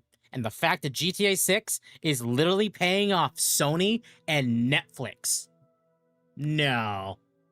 Oh yeah, forking over even more money, like that they now have to earn back. Yeah. Pretty much. Yeah.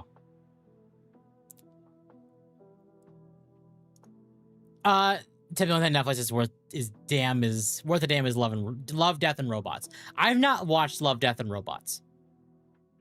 It's very hit or miss. Like, okay, there's some, it has some absolute fucking kino in it, all right?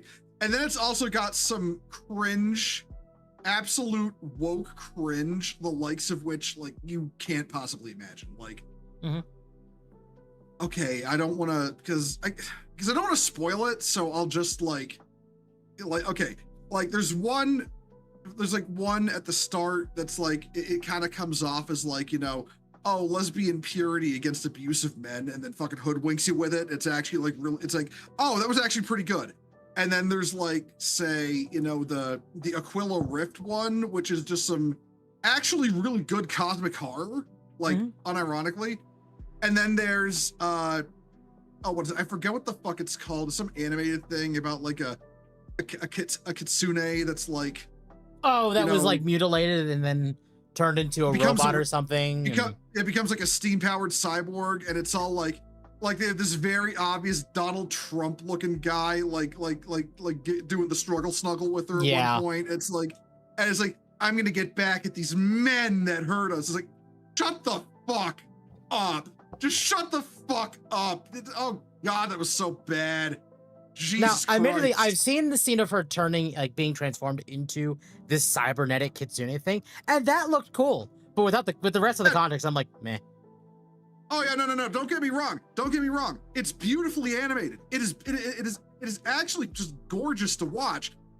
The writing is just the most cringe shit you can possibly imagine. Like just pure Trump derangement syndrome woke garbage. And it's very clear. This is just like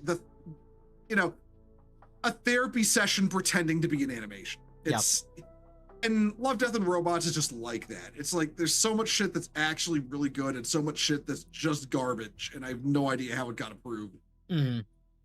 Real quick, Devastator for $10. A lot of good takes here, folks. A lot is common sense, but people try to follow the biggest thing. Make them lose sight of the forest for the trees on games and tech tone, edited for our protection. No, yeah, they do. They absolutely do lose sight. And it's very, very frequently they do. Indeed. Yep. Indeed. That's why I'm hated, because I hate both sides, and both sides hate me back. Mm-hmm. Yep. Oh yeah, yep. I know that feel. I know that feel, Occo. Trust me, I saw it when I made the new Twitter account. Dude. So unironically, retards on both sides of the Warhammer sphere, just like all of a sudden the ones that blocked me years ago were like, oh, now we're gonna get our ratios in now that your following is small. Mm-hmm. No, yeah. Now to change topics to something more fun to kind of make things light before we get back into frustrating topics. We got some Space King stuff. I am gonna actually turn this on so you all can listen to this because they do allow this. Thank you, Flashkits, for allowing us to do this. I'm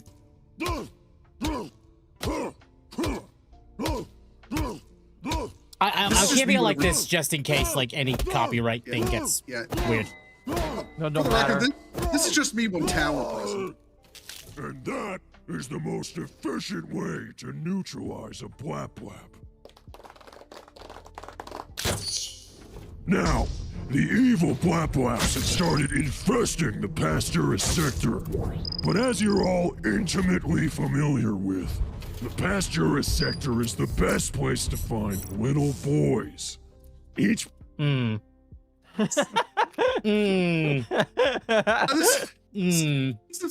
love this. This is so fucked up. Phrasing. They did that on purpose, Tim. Oh, I know they did. They're wording it this way on purpose. It's hilarious, man. I fucking love it. planet produces 14 megatons of grass-fed, pasture-raised boys a year, critical for replenishing Psycho Warrior ranks. We cannot let the Blap-Laps take our boy farms!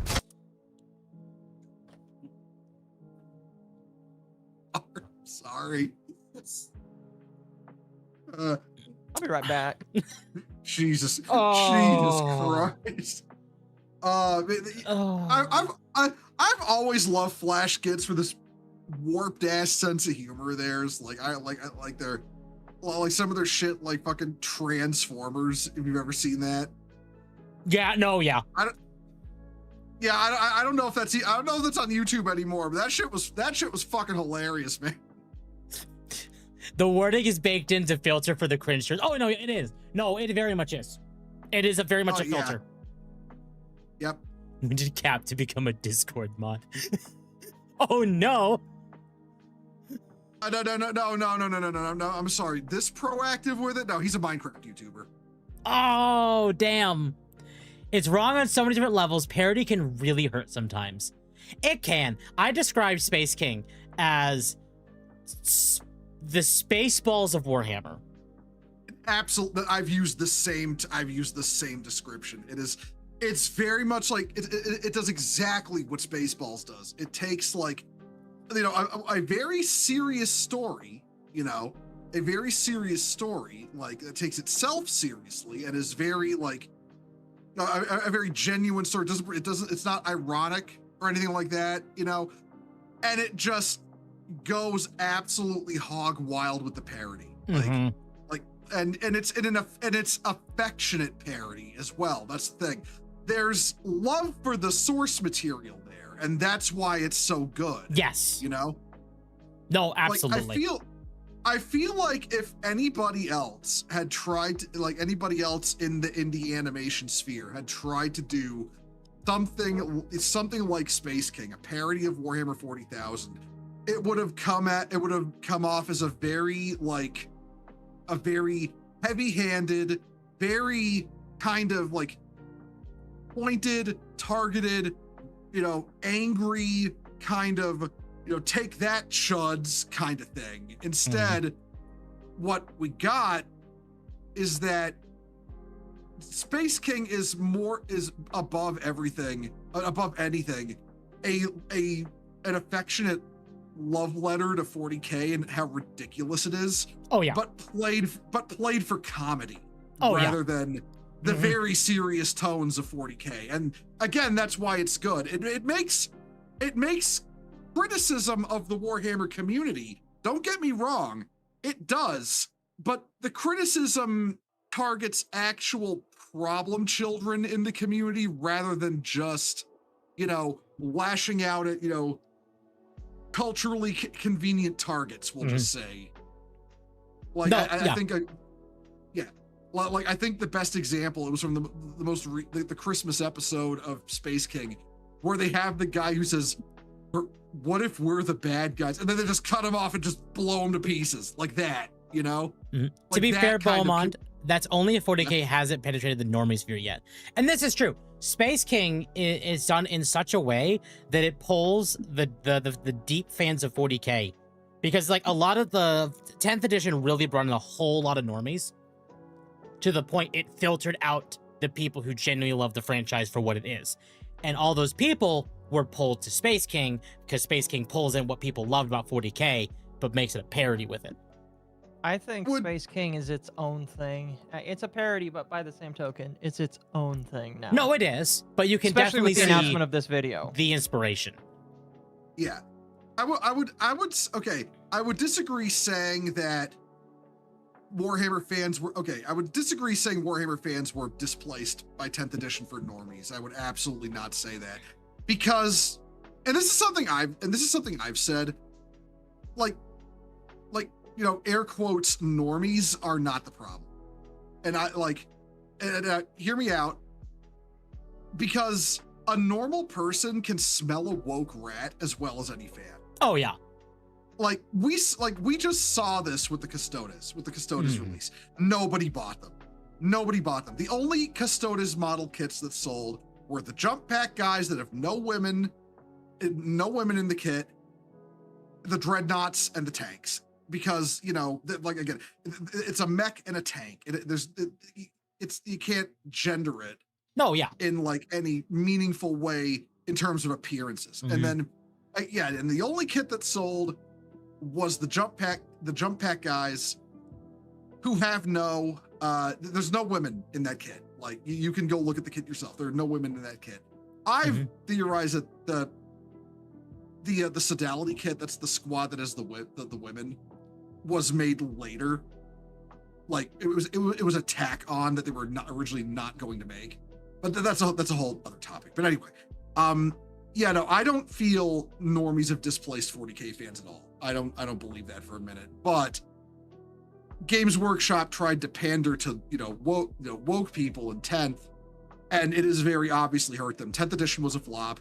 They took a massive profit loss. Oh yeah. In their most recent reports, and you can tell they know, just because of the fact that they put Phil Kelly in charge of 40K, and he's immediately trying to go back to what actually made 40K good. Yeah, with 11th. Yeah, exactly.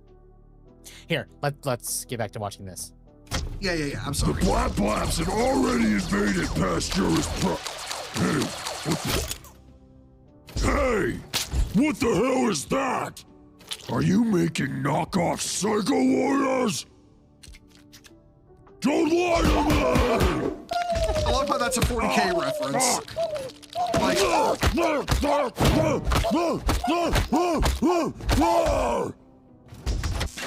The main force. Still alive. I know. Yeah, I am too. Okay, and that little bit right there, that's what I mean by it's very clear that Space King is made with love for 40K. Because, obviously the Blap are the Tau, right? Oh, yeah. Okay, here's the thing. There was a bit in I forget what edition it came out in, where the Tau tried to make their own Space Marines. They tried to through cloning, recreate their Space Marines to have their own Space Marines, and that's a reference to that. Oh, yeah, I remember that. Devastator with the 20 gifted. Thank you for the gifted memberships. I greatly appreciate it. And welcome to all the new members. Enjoy your membership. Attack. That was 7th edition. 7th edition. Okay, okay. I forgot what edition that was, but yeah. That was that's it. That is just straight up a reference to something from Tau lore, right there. I respect the attention to detail like that. Oh yeah, I thought Tau made Space Marine robot replicas. Oh no, they made the clone Space Marines, but then they kind of sucked and they weren't really good for battle, so they just use them for target practice to learn to fight Space Marines. Like that's the lore. That's the lore behind it. It wasn't 7th edition or 6th edition, I want to say. Yeah, I don't remember what edition exactly. I just think it's but that's just the basics of it. They tried to clone Space Marines to make their own. They couldn't pull it off, so they just used the clones as target practice, like to teach Fire Warriors how to fight Space Marines. Commie fish people trying to steal other people's stuff. No way. Listen, never bring up to a Tau fan that the Tau didn't make their own technology. They bought it all from the Leagues of Votann. Oh, yeah. That was added when the Leagues of Votann came out in 9th edition. It was fucking hilarious. Here, and here. And here, again, because it makes our Legion symbol on the map, which is totally sweet and cool. God, that's how I played 40K games. Mugger would now like to share some critical information regarding the Blap-Blaps. Yes, thank you. Blueberries, bug-eyed squishheads, flappies, gobblers, and slopjaws. These slurs have been blessed and ordained for use on the Blap-Blaps by the Sanctum Contemptus. For any other slurs you may have, please submit them to the Commentarium Sectionatis, so that they may be assessed for efficacy and properly consecrated before use on campaign. Yep. They've been doing slurs for Okay. Listen, one of the most important things you can have in your sci-fi or fantasy setting is slurs. Okay. Yeah. Wait. Hold on. Squigger. I use that one for when playing Helldivers. Oh, I will point that out. Marshall, you know what happened with that, right? Oh right, yeah. Splatoon. The fucking the Splatoon post. Yeah, I saw that. That man is a genius. Hats off. You're probably never gonna watch this. Hats off to you, sir. That was great. Splat yourself, Squigger.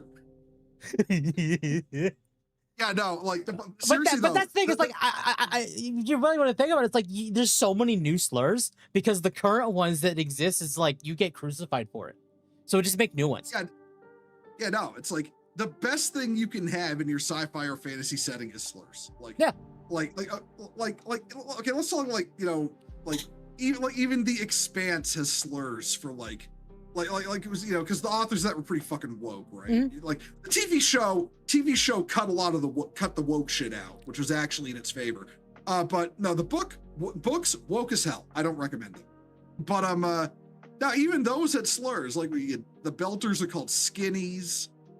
The Martians are called dusters. I forget what they called people from Earth. But yeah, no, you gotta have your slurs. Clankers. And before we continue the video, yeah, clankers. And before we continue, the video, just a quick thing to point out: the canon slur for Tau is Bluey. You know what? Fair. Yep. Caiaphas Cain for the Emperor. That's where they say that. I refer to my kobold in Pathfinder as a dirt lizard. It's fun. I mean, yeah. Thank you, Haymonger.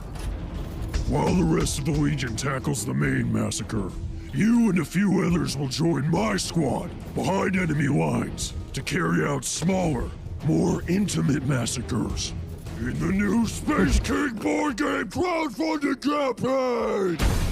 That's right! We're making wiping out aliens more accessible for you and your friends! Corpses! Corpses! Kill! Kill them all! Liberate Pasturist Prime with official Space King miniature! Oh, wait. Fuck. It looks like we have another mission first. Luckily it's soon. So, this was I do love that this was done in a dual way of announcing the board game and announcing when Space King 5 was coming out. Yeah. Yep. That was actually really smart. Now, In the meantime, if we'll you want finish to this help and then us I'll create make the Space King my board opinion game about with this. official miniatures, sign up with the link below to get notified when the Kickstarter launches. And if you sign up now, you'll receive a free B positive pin when you back the campaign. so I have a hot theory about what's going to happen with this. I have a feeling they're going to avoid doing straight up wargaming, like 40K, Trench Crusade, you know, anything like that. And they're going to use this as the launching point.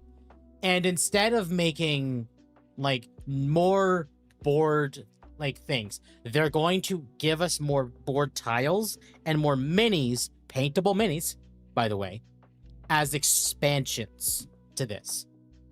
You know what? That actually makes a lot of sense. I'm gonna put this out. I'm gonna just put this out there as well, because you mentioned Ditch Jihad, so I have to bring this up. That's smarter than what they did with Ditch Jihad. You know, like seriously, like I don't know if you've been keeping up on that. It's such a disaster. No, and I haven't. I feel like, oh, okay. They had to. So they had their first, you know, official release, which was the Carcass Front. They delayed its release by a couple of months, but they didn't tell their the people who bought it until like they started noticing that their Carcass Front box sets weren't shipping. Mm-hmm. But then some shipped anyway. So yeah, just Trench Crusade has been one gigantic disaster after another, and it's such a colossal failure. It's actually hilarious. You can't tell that to a Trench Crusade fan, but the game is a failure. It's a flop. Oh, it is. Yeah. But like I will say, because I'm bringing this up because by the comparison, what you've described, what you think they're going to do with Space King is a much smarter move. Like the reason Games Workshop can do all the shit it does is because outside of cardboard production, they control, you know, they control the entire process of making all the miniatures. Like they have their own factories. They have their own factories, you know, they make the minis themselves. You know, it's like, that's how they can afford to do it the way they do. And the problem with other miniature games that get started is they don't realize this is why Games Workshop can, you know, be as big as they are, is because they control the production of the miniatures. And a lot of their competitors, like we'll say BattleTech, for example, can't do this because, you know, they don't own the infrastructure to make the minis. They have they have other people making the minis for them. No, yeah. And yeah, and how this like say could bite you in the ass is we recently found out that because Catalyst Game Labs, they're the people making BattleTech right now, have screwed over so many of their manufacturers that, you know, a lot of their prices going up is because they're having to spend more and more on other manufacturers, because a lot of manufacturers don't want to work with them anymore because they missed out on payments. Mm-hmm. And so when they had to up the price of BattleTech, they blamed the tariffs that Trump was doing. And it turns out that was a fucking lie. It's because they've pissed off so many manufacturers, they're almost out of options now. Right. Yeah. So like you can run into problems like that. And you know, they're trying to, you know, produce and ship and sell a miniatures war game on the same scale as Warhammer, with none of the control over the infrastructure required. And that's why going this smaller approach with the Space King as a board game is actually genius. Yeah, I completely agree with you on that. Now, I will say there is a underlying issue where it's like, how will they do it if, say, we start, because like with Space King 5, they've already confirmed that we are getting a new straight up enemy faction that are pretty much like what they seem to be like a fusion of like the orcs and like Chaos Marines. Yeah. So how would they do it if like, because like we see the was it the Blaplaps? Blaplaps. Yeah. Or like the little tile things, like little tile coins. Or will they go ahead and like, as future expansions in quotation marks go, will they continue using the coins, or will we start getting enemy minis as well? That would be pretty cool. I feel like if this first board game they're releasing takes off, I feel like they'll go down that route. But I also feel like they'll probably limit, the size of a given faction as well. Right. Like for now, they may be like, okay, you only have the minis that come with it, and you have the tile coins, and that is all you have. But if this succeeds, and we can get to do more of it, we might evolve this to becoming more like a wargaming thing. Like you could play it like you do 40K, but instead of having to go around and make your own tables, your own sets and everything, it's like you could just use the tile sets we've included with this and kind of build it like a D&D kind of table instead. I feel like size-wise, it'd probably go. I feel like they would probably go towards something more like Kill Team in terms of like size. I think that makes sense. For those who don't know, Kill Team is like the squad versus squad small scale system that they have for 40K. Like you buy an individual squad of characters, and then you have those individual squads fight each other. Like that's Kill Team. I feel like they'd go for something like that probably. No, absolutely. I actually agree with that because it makes sense. Now, how big of a bag of dicks is GW going to be over this? GW can do nothing about this. Space King. There's nothing they can do. Space King. This is another great example of what Space King is. It is the Power World to GW's Pokemon. It is distinct enough that if GW tries something, they will probably lose. Yep. If they can even get it into court in the first place. Exactly. Like, could I see them trying? Absolutely. But will it go the way they think it will? No. Oh, no. Yeah. They have attempted to sue over less. I don't know if a lot of y'all know the history of GW lawsuits. They tried to sue somebody once to try to copyright the concept of armored pauldrons. Yeah, I believe that. What's that? Well, like the shoulder pads. The shoulder pads. Like they tried to make it that they tried to sue somebody to basically say we own the concept of shoulder armor. That's retarded. There was also if you know Arch Warhammer. Oh yeah. On YouTube. There was a rather his case was pretty infamous. They tried to make him take his channel down over the use of the word Warhammer in the name. And if I remember the history correct, he could have actually completely destroyed the Warhammer brand with the countersuit. And the only reason he didn't was because he was feeling nice. Yeah, I think I remember hearing that specifically from Arch. Yep. But hey, if Arch is watching and you want to confirm otherwise. Yeah, like I said, I don't pretend to know the exact history, but that's what I've heard from like people close to Arch who have talked about it. Well, that's basically what happened. Yeah. Pretty much. Yep. Like Games Workshop. Okay, so they're litigious in that really like okay, litigiousness is bad no matter what, all right? But there's different brands of it. Like they're the kind of like retarded litigious where they always end up hurting themselves more than anyone else. Mm-hmm. Oh, Arch had a recent update about it. GW is now striking Warhammer creator channels. Not even surprised. Oh boy. Oh boy. Hey, Marshall, you ready? I mean, okay, I had a false C&D sent at me once. It wasn't real. I thought it was real. It was not real. That's why. Okay, that's why when I got my second model, it's a PNG. Yeah. You know what I mean? Yeah. That's why when I got that, I went for looks 40K, but isn't distinct enough that it's not. Yeah. Distinct enough that it's not, but like, I could plop him down. I could plop the character down in the setting. It's like, oh, he'd fit. No, right? Yeah. You made a video about it like 2 weeks ago. I might need to watch that. Strickland, can you DM that to me? Yeah, I need to. I'm gonna need to watch that too because I need to watch that too, like for very specific reasons. Nervous laughter. Arch didn't want the financial strain. Oh, that one makes more sense, honestly. Yeah. Because here's the thing, he could beat GW in court. Like he could beat them over the head with a baseball bat, easy. But financially, it'd be a fight. Yep. I still think the reason that lawsuit happened was just the pettiest shit imaginable. Mm-hmm. Basically, again, this is from what I remember being told. This could be bullshit, so do not take what I'm about to say as gospel. I know some people on Twitter will do that regardless. From what I understand of the story behind it, Arch was in a D&D game or like a tabletop RPG game with a Warhammer community personality named Norn Queen Alexis. And he was the DM, her character died. And she tried to talk him out of, killing her character. He said no, you have to suffer the consequences of your actions.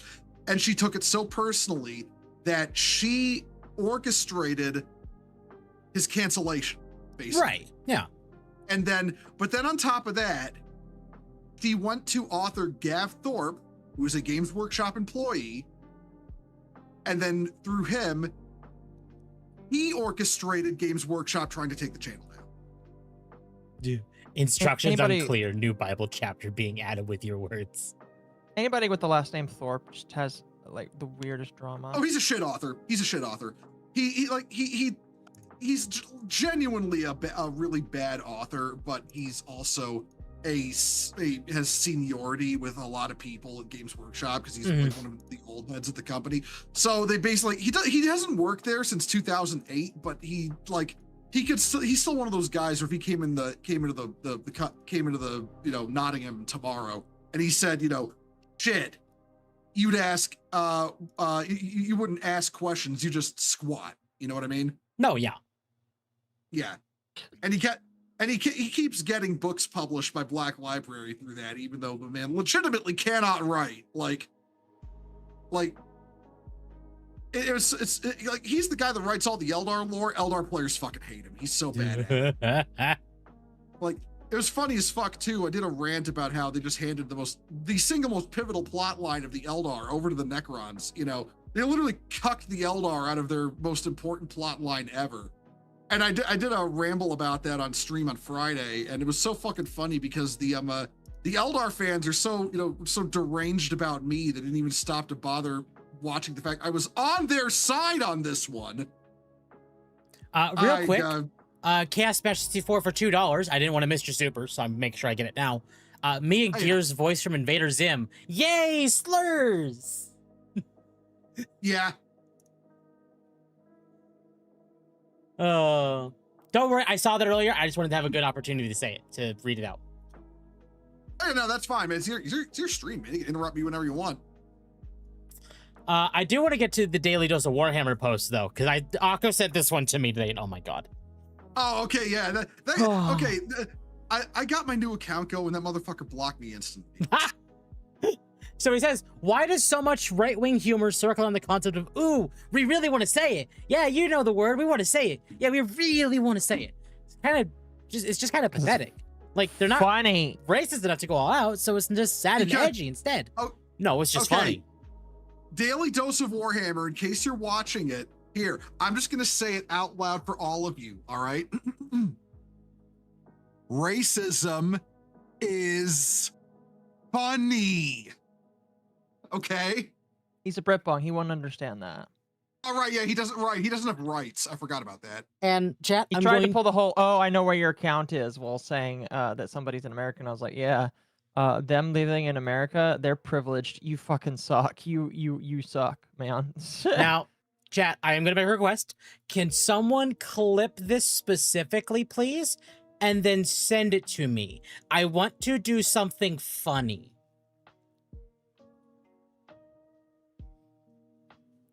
But Thank you. It's like, it's just so, it's so fucking, it flabbergasts me how people like this can exist in the war. Okay, permission to ramble a little bit, Temp. Go ahead. The Warhammer community is such trash. Yep.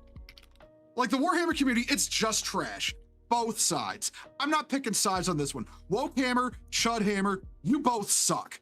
All right? You both suck, and yeah, you don't care about, none of you care about Warhammer. You care about internet blood sports. Warhammer is your source to acquire it. But that brings people like this guy, this daily dose of Warhammer motherfucker onto the scene. He goes into a setting that is literally built on everyone hating each other and wanting to murder each other, right? And complaining about fantastic, like the fantastic racism of 40K. Like, what the fuck setting did you think you got into, you limey fuck? I literally play I'm playing a faction right now in 11th edition. They're the Death Watch, all right? Their entire MO as a Space Marine chapter is to maximize racism, okay? Yeah. That is what they do. They maximize racism. Like hating Xenos, that's something the Imperium does. They do it 1,000 times more and they love it, all right? And you're gonna get into a setting like that where literally the Eldar don't even, for example, don't even consider humans sapient. And you're gonna tell me, oh, there's so much racism in 40K. No shit, motherfucker. It's built on it. Yeah, no. Get the fuck out of my hobby. 40K is just racism. And if you don't know this, get out. Yeah, and that's the thing too with these Warhammer community freaks. They're always I remember I've got a buddy, all right? I've got a buddy. His name's Ignatius. He is one of my best friends, all right? I follow him. If you go to his, he made the funniest fucking Warhammer meme ever. Hold on, I'm gonna find it. All right, perfect. Yeah, I'm gonna find it because this needs to be what. Maybe I'm plugging a homie. Sure, I don't care. This shit's funny. Hold on. Deathwatch apparently interrupted an Eldar ritual to hurt a warp entity just to kill an Eldar. Their xenophobic tendencies are beyond crazy, and that is why we love them. Okay, I sent you the video, but okay, let me correct that a little bit. So that whole the Eldrad Ulthran, the leader of Craftworld Ulthway, was going to do a High Fleet Krakenstein. They've released the Goyanthrapsa. The what? Well, hold on. Whoa. I'm gonna turn this up, and we're just gonna start from the beginning. Okay, what? Okay, let it play out. Let it play out. I will describe the context after. Okay. Okay.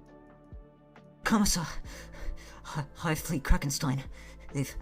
They've released the Goyanthrapsa. The what?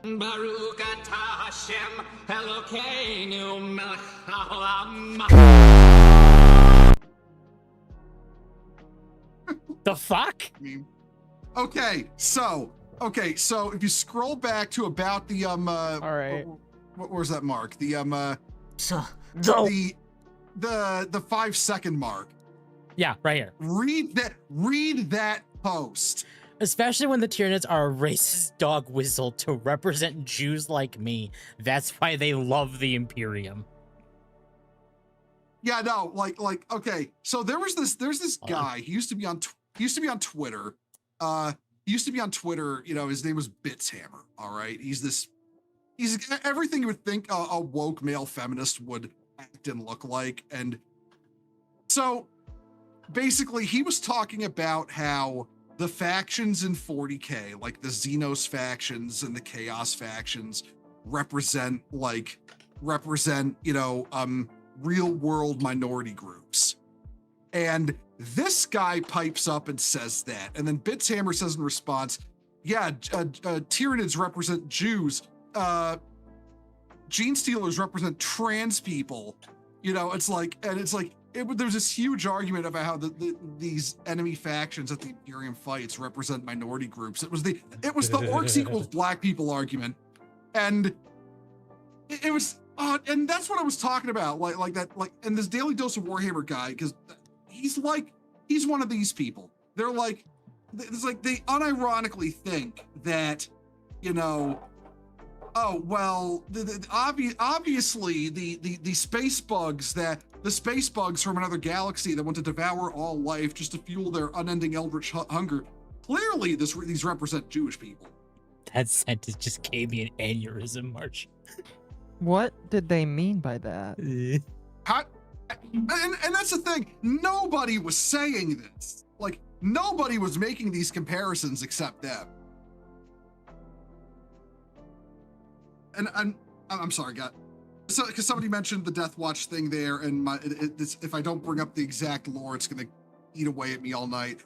Yeah, no, the Eldar were gonna do a ritual to try to like awaken the Eldar god of death, and the backlash from it would literally have killed a quadrillion humans and shut down the Astronomicon. So like, yeah, that's another case of the Eldar causing, you know, the Eldar are just, oh no, if it isn't the consequences of my own actions, the race, like in 40K, and that was a case of that, where we're like, oh, you won't let us kill a quadrillion, bajillion, godzillion humans for our ritual? And it's like, and you know, the Watch Captain Artemis, who's in charge of the Death Watch assault, was like, no, fuck you, and then just like fucks up the ritual.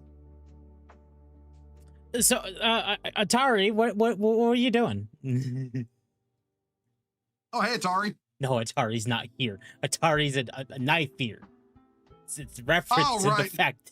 Oh, no. Atari, well, Atari's would be a Drukhari, so like. Fair. No, you know what? Fair. This wasn't them for a change. This was the Craft Worlders. They're a whole other can of worms. Eldar are too busy being pegged by Slaanesh to think more than 2 steps ahead. Yeah. Damn. So to kind of move on from this, if anyone is interested in supporting the Space King board game, chat, there you go. Go. If you want to support that, go ahead. I think I'm probably going to back it when they launch it because, yeah. We'll see. I'm about to buy a Hatsune Miku Commander deck. To be fair, this is one of those things of like, I like Warhammer and I like Space King. I'm probably going to support this. Yeah, no, I think Space King is absolutely worth supporting. It's very much gone from like this one-off parody to its own thing. Yeah, you know. Now I figure we'll go ahead and because I want to talk about before we end because I said we were going to. I wanted to talk about the Nikkei stuff that happened. Now apparently, yeah, they did. Okay, I was told that the official Nikkei Twitter account deleted the trailer for the collaboration. Did you re-upload it? What? The Persona collaboration. They re-uploaded it 7 minutes ago. Okay. Here. So I'm not gonna oh, we're gonna just turn that down a little bit because Sega's weird about Persona music now. So I turned it down more. It's turned down as low as I can get without muting it. So back when the event was announced, everyone was like, oh, well, this is the end of Nikkei. Nikkei is just dead because every game that's collaborated with Persona has died. Weird coincidence. But, then they announced who we were getting for this event, which was, Queen from Persona 5, Aegis from Persona 3, and then Yukiko from Persona 4. Why, Yukiko? The other two, fine. I understand. Yeah, Why I don't know Yukiko? I don't know enough about Persona to comment on why she's a bad choice. Okay, I will tell you why she's a bad choice. In the same game, there is a character who is a genuine detective. All Yukiko does is running in. She is the daughter of a rich family who runs an inn in the middle of some butt-fuck town in Japan. That is all she is. What's the name of the character that you think they should have added? What's the name? I'm gonna look him up. Naoto Shirogane. Naoto. 1, a detective. 2, she actually wields a gun. Something that really bothers me, and I'm gonna point this out. Not flat, though. Oh, it's her. It's her. Okay. Yeah, no, okay. I'm not a Persona guy. I don't pretend to know anything about Persona. I have, however, been slapped across the face by the discourse on this character multiple times. Yes. It's the one certain individuals try to insist is a female to male transgender. Yes. When no, she's not. No, she's not. But there's a bit in this cinematic. Hold on. Makoto's overrated. As far as TempKitsempt, these are Japan's favorite characters from each game, and the player base is most. No, I get it. But well, we'll keep going. We'll keep going to kind of explain why I think this is like a rather horrible decision.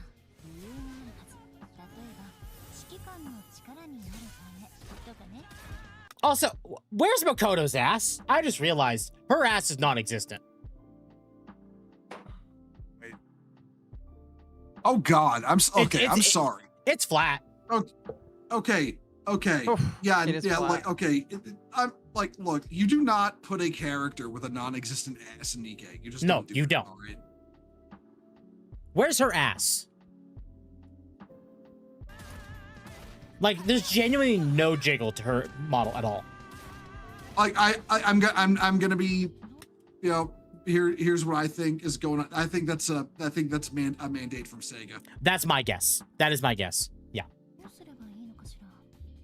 And then that Yukiko, and like, do I hate Yukiko as a character? No, I don't. But she's literally starting her whole thing here, suggesting this isn't inside the TV, it's another world. So that implies, okay, she at least understands that there's some, also there's no jiggle with her at all, like none, straight up none. So she's pointing out that this is another world. In Persona 4, she never would have made that connection. Yukiko is genuinely a bit of a dumb character. As in, she's retarded. Mildly, yes. In fact, a lot of the questioning that she has, I may note to it that it sounds like that was planned for Naoto to say that. Because Naoto is genuinely the smart one of the team, and again, the genuine detective. She's also the only character in 4 that wields a fucking gun. Meanwhile, I want to go back here real quick. If you see her combat, they gave her Sakura petals, or like feathers, with an SMG. She's the only one, she doesn't even use one in the fucking game. They added 2 other characters from 4 or for 3 and 5 that actually use guns. But this. The entire cast of Persona 4 and Naoto are a bunch of imbeciles. But yeah, exactly. Also, I want to point out, because Requiem made comment to me yesterday. No, her dungeon outfit is not an outfit in Nikkei. She has fairly decent outfits. No, I know the feathers are from her persona.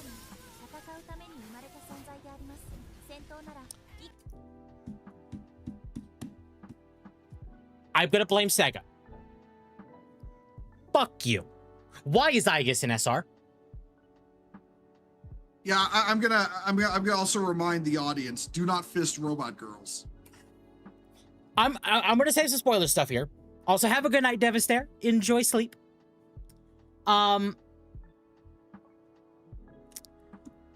Aegis straight up brings note that she is a robot. She is almost a one-to-one similar with a Nikkei. She specifically makes a point of this. But in her own game, She sealed away the living embodiment of death.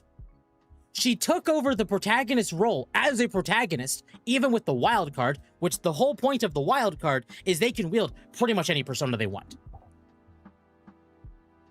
But instead, they made her an SR unit, which means she doesn't even get an outfit, and SRs typically are just not used.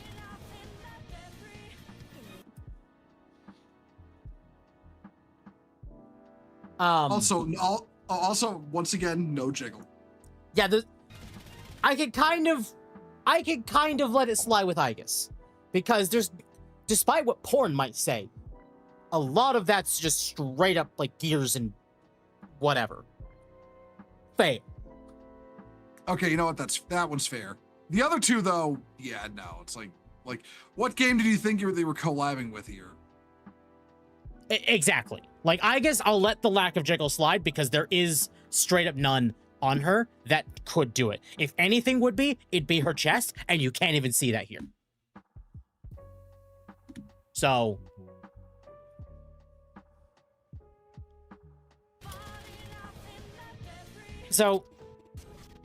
there's just a lot here that's like, but why? Like, even the mini game is just Pac-Man.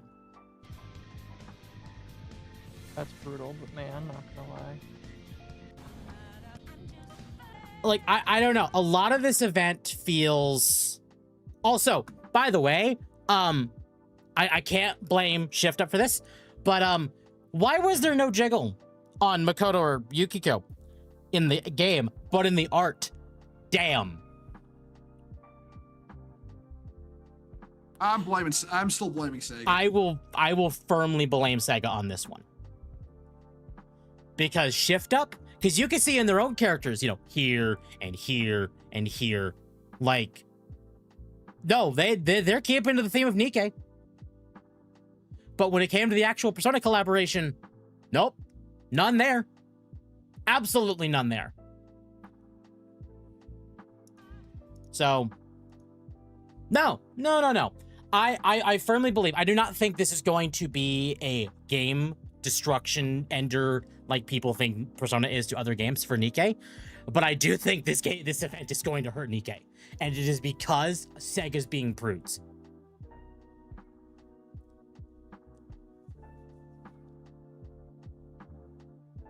There is no reason for this to be so toned down. Like, if you were going to do this, why'd you sign a license with Shift Up?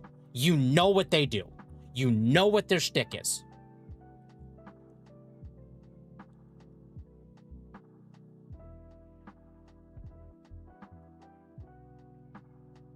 This might be their lowest earning collaboration. Very likely.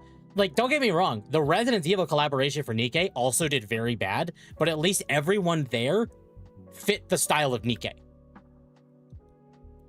These feel like Atlas or Sega gave them the models in the Nikke format and just said, you're not allowed to make your own, use these. That's what this feels like. And as someone that loves Persona, this is a slap in the face. This is a genuine slap in the face that it's like, if you were going to do this, why'd you bother with the collaboration to begin with? Money. Yeah. Oh, goodness. My apologies. I'm like dying right now. No, you're fine. One last thing I do want to point out is up here. I know it's cut off because of the stream, but up here, they list Persona 3 Reload and Persona 5 Royal. But right here in the middle is Persona 4 Golden. We're not even a year out from the remake of Persona 4 Revival. Why'd you use Golden? And retarded. Like, that one doesn't make any sense at all. And again, this goes back to the whole, why is Yukiko a SSR when Aegis is an SR? When Aegis, literally out of the 3 characters they are adding, is the one that has the most important plot relevance, probably out of any character in the series of the modern Persona. But she's the one that is just a nothing burger. Like, that one feels like Atlas just got salty.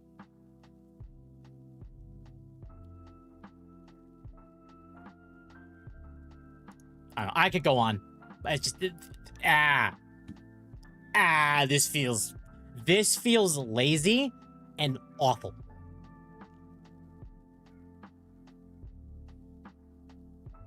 They're releasing new chapters this update too. People are going to be talking about it. Oh yeah, no. People are actually going to talk about the straight up new chapters over this event.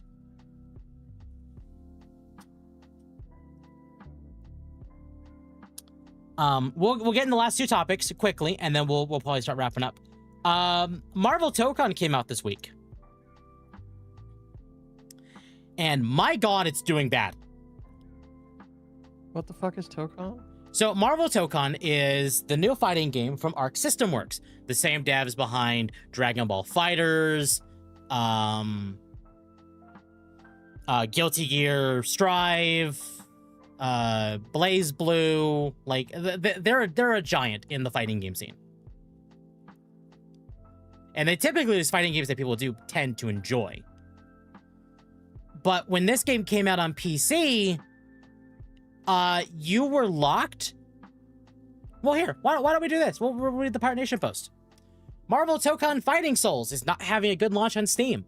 The new 4v4 tag team fighting game is currently rated mixed on Steam due to PlayStation restrictions. The PC version has been unavailable in many regions due to PlayStation Network restrictions. Brain. Before launch, it was blocked in 132 countries, although Sony later removed the restrictions in some countries. So, who remembers the issues with Helldivers? Oh, I do. I do. That's happening with this game.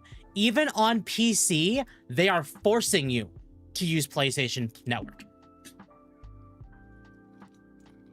You know what? Maybe this is what Darkseidphil was complaining about. I heard he was complaining about a new Marvel game. I just didn't know what. It was probably this Maybe one. This is interesting. In fact, I want to bring up a great clip from Maximilian, dude. Wait, is he gonna cope about it? No. I'm gonna go to a point where right here. We're just gonna give this a watch real quick. Yeah, dude. This is bad, chat. I don't think I can play this anymore. It's making me like the game significantly less. It's just like the game's unfun when we have to deal with all this. You can't do anything. You just have to like watch it stutter like crazy, you know? I've pretty much come to the conclusion I have to probably abandon the PC version. I think that's it. I think I'm going to be playing the next time we stream. I'm going to exclusively be playing the PlayStation 5 version. That's it. The PC version is just, it's too frustrating. It's too frustrating running a gambit of this even working, to being really frustrating, to knowing that the PlayStation version, you can only play PlayStation people and be completely fine. So, yeah, I think I'm good. It doesn't even make me want to get better at the game. It just makes me frustrated. To kind of explain where he's going with this, there is severe latency issues when you're playing on PC. And because you are locked into PlayStation Network, you still are forced to only play with people on PlayStation Network. So you are exclusively locked into Sony servers. So there's no point in playing on PC. Plus, on PC, I think the game has 4 anti-cheats. Why 4? Because they're trying to stop equally cheaters and piracy. So they've tacked on so many anti-cheats to try and hinder that, which has caused the game's performance to shit the bed. And then it's just gonna get cracked anyway, so like... Exactly. Yeah. In fact, a lot of people, not even just Maximilian Dude, is saying there's no point in playing this game on PC. This is one of the worst PC releases we've had in several years. If you want to play this game, just go buy a PlayStation. That's how bad it is on PC. Yeah, I agree. It looked really bad in my personal opinion. Like, if we want to just look at gameplay, like, this is the example. I'd turn off his audio. But you can... He's even has a thing for the rollback frames. And it's... You can see the stuttering. Oh, yeah, no, that's bad. Like, and for a fighting game, it's same thing like MOBA. You do not want stuttering, because that is a make or break for a round. Probably why he's got rollback frames on. Well, no, he's counting them. So he's manually. This is inputting. edited in. Like he actually has that like counting how many rollback frames he's getting, which is basically stutters. Look how many he's getting.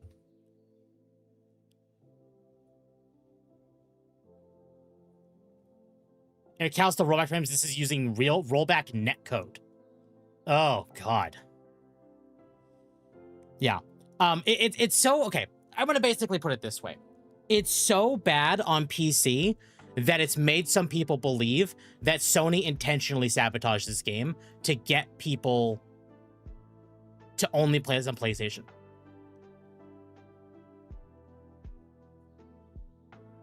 Rollback netcode is basically the only way to play fighting games.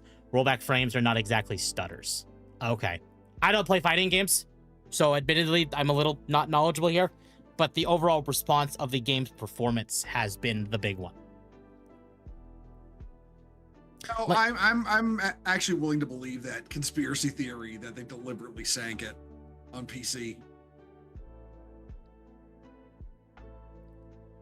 Which is a shame too, because like this had potential. Like you have anime Marvel characters. The female characters you added are just hot. This could have been the second like Marvel Rivals.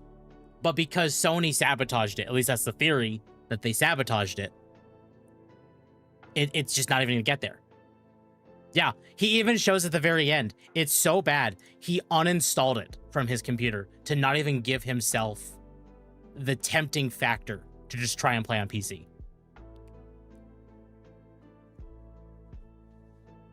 Rollback frames are the number of frames that a game would need to roll back if it needs to resync the fight whenever the game's prediction fails.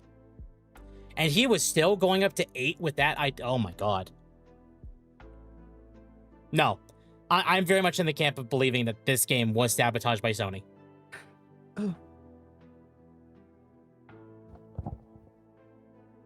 It's kind of sad in my personal opinion. Yeah, so I want to look at this real quick, and then we'll move on. How is Marvel Tokon doing? That's not good. That's really not good. Oh, yeah, that's awful. Like that's actually terrible.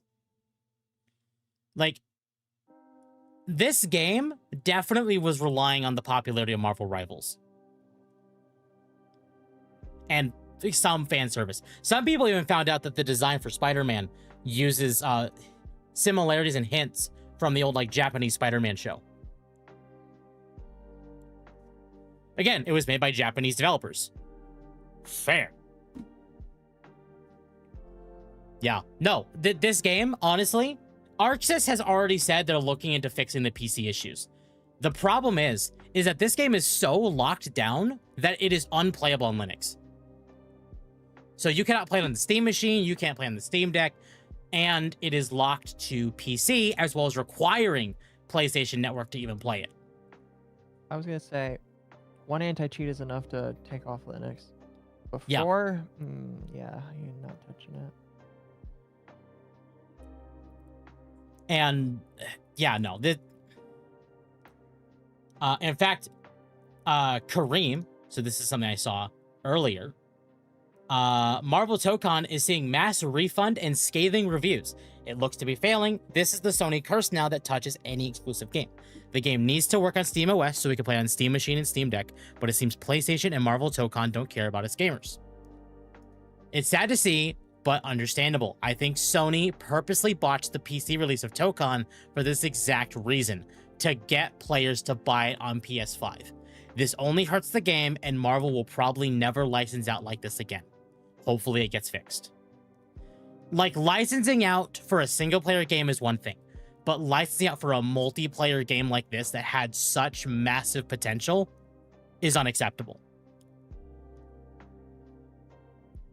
Like, whether it's exclusively PC and PlayStation is one thing, but hindering one platform so much that it makes the primary platform that people are going to use unplayable. No, you are going to get more refunds than people buying on PlayStation.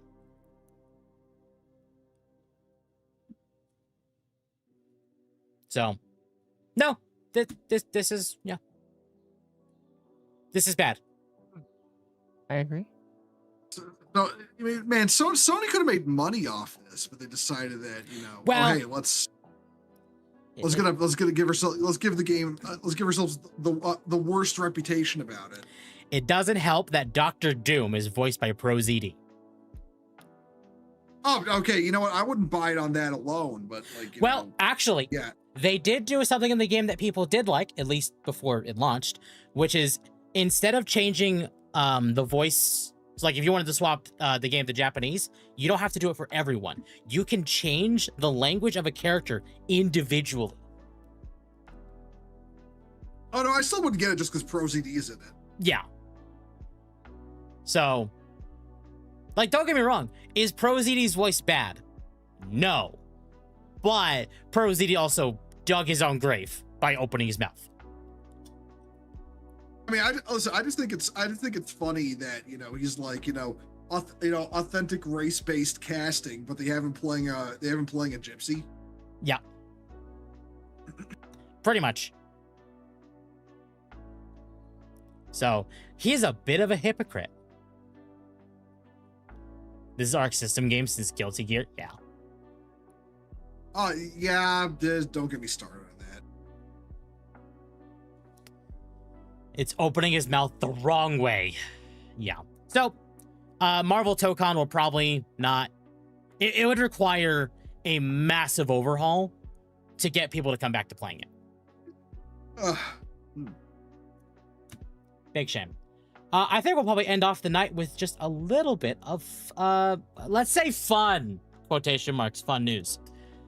Man arrested for threatening governor's office because he couldn't watch anime. Who heard about this? Justified crash out.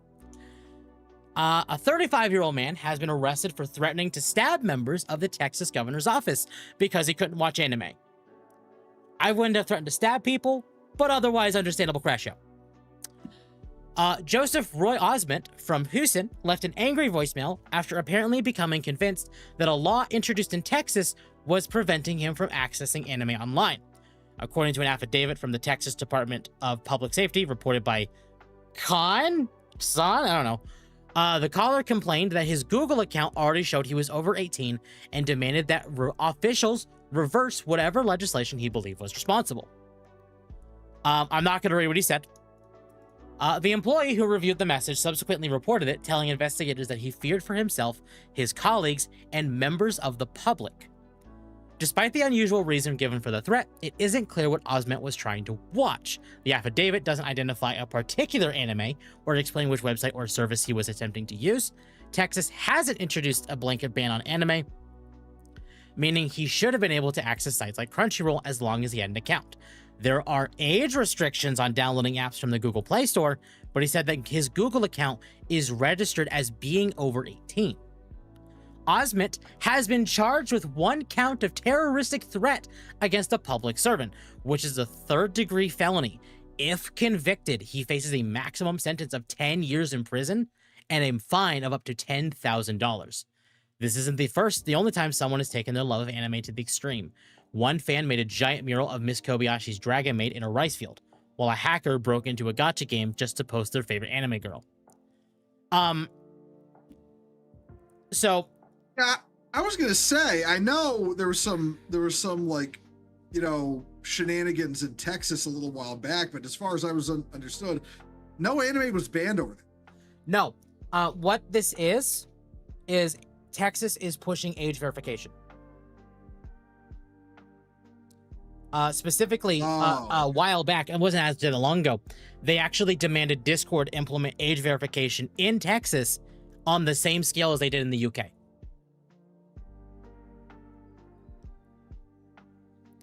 Okay, so that's probably where this is stemming from. Okay, because I remember there was a I saw Chibi reviews talking about like a law in Texas to like ban anime, and then I remember it's like never hearing any more about it. Like, yeah, this is it. It's in full effect. Yeah, it's in full effect. Yeah, but like the way they describe it, it's not banning anime. It's just like, I mean, I don't think I mean, listen, I'm I'm sort of torn on age verification because I do personally think the fact that at any time I might see a minor's opinion on the internet, constitutes a violation of my constitutional right to have them shut the fuck up and not have to listen to them. But I also know letting the government blanket ban shit is also a blanket, legislate stuff like this also ends poorly every time. I'm in the camp of saying I don't think government should have any hand in what a child does. That should still be on the parent. The problem is that parents aren't doing. Yep. Like, yeah, no, I mean, listen. I've got some controversial opinions on this. I think, I think 21 should be the legal age for a lot of things that are currently 18. I think 21 should be the age. I think it should be higher. I mean, these days, 18 is the bare minimum. But I do agree, to a degree, it should be 21. But I also would not want to blanket ban it like, oh, they have to be 21. Because I remember years ago when they were trying to make 25 the starting age to become an adult, and I'm like, no. Oh yeah, no, that's too high. That's too high. I'll admit this is partially fueled by the fact I think most people, I think most people are still too fucking stupid even at 20 to have internet access. Hell, I think most people are too stupid at 21 to have internet access. Like, seriously. People are too stupid to have internet access at 80. Yeah, that's true. Otherwise, chat, I think that's what we're going to call it for today. Thank you all for hanging out today. What are you two doing next week?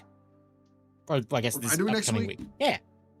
Let's see. I'll be streaming Marathon with a homie on Tuesday, and then on Wednesday I'll be collabing with some friends to play the new Helldivers update with the 40K crossover. Yes, I will be doing that on Saturday.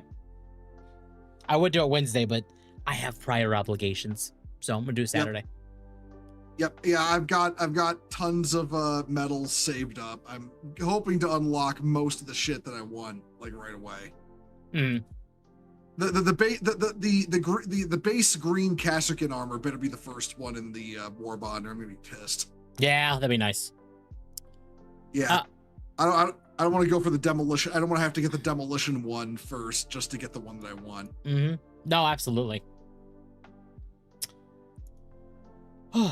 And then what about you, Akko? What are you doing? Understood. The octopus has officially decided to commit not here, which is fair. Yeah, the yippies have nodded off on the battlefield. The Doros have won. It has happened. Frosty Chaos, thank you for re-upping your membership for 3 months. I greatly appreciate it. And as my thing, as far as what I'm doing next week, chat, Wednesday is Monster Hunter Rise with Magma and Topaz. Friday, we're back to Deltarune.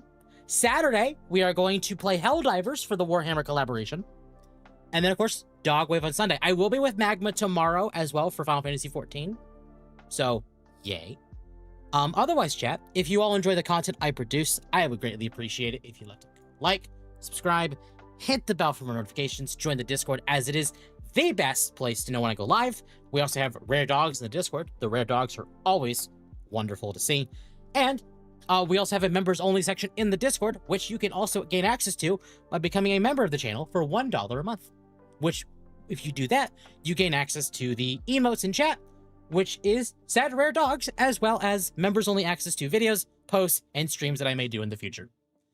Otherwise, chat, I am going to send you all someplace. Where am I going to send you all?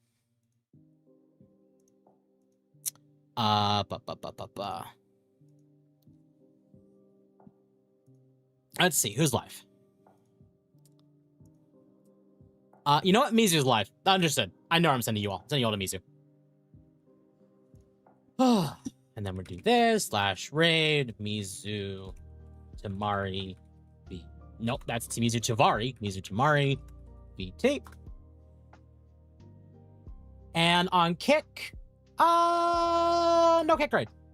All right, chat. I will see you all Wednesday for Monster Hunter Rise. Otherwise, chat, you all have a good night. Night, everyone. Bye.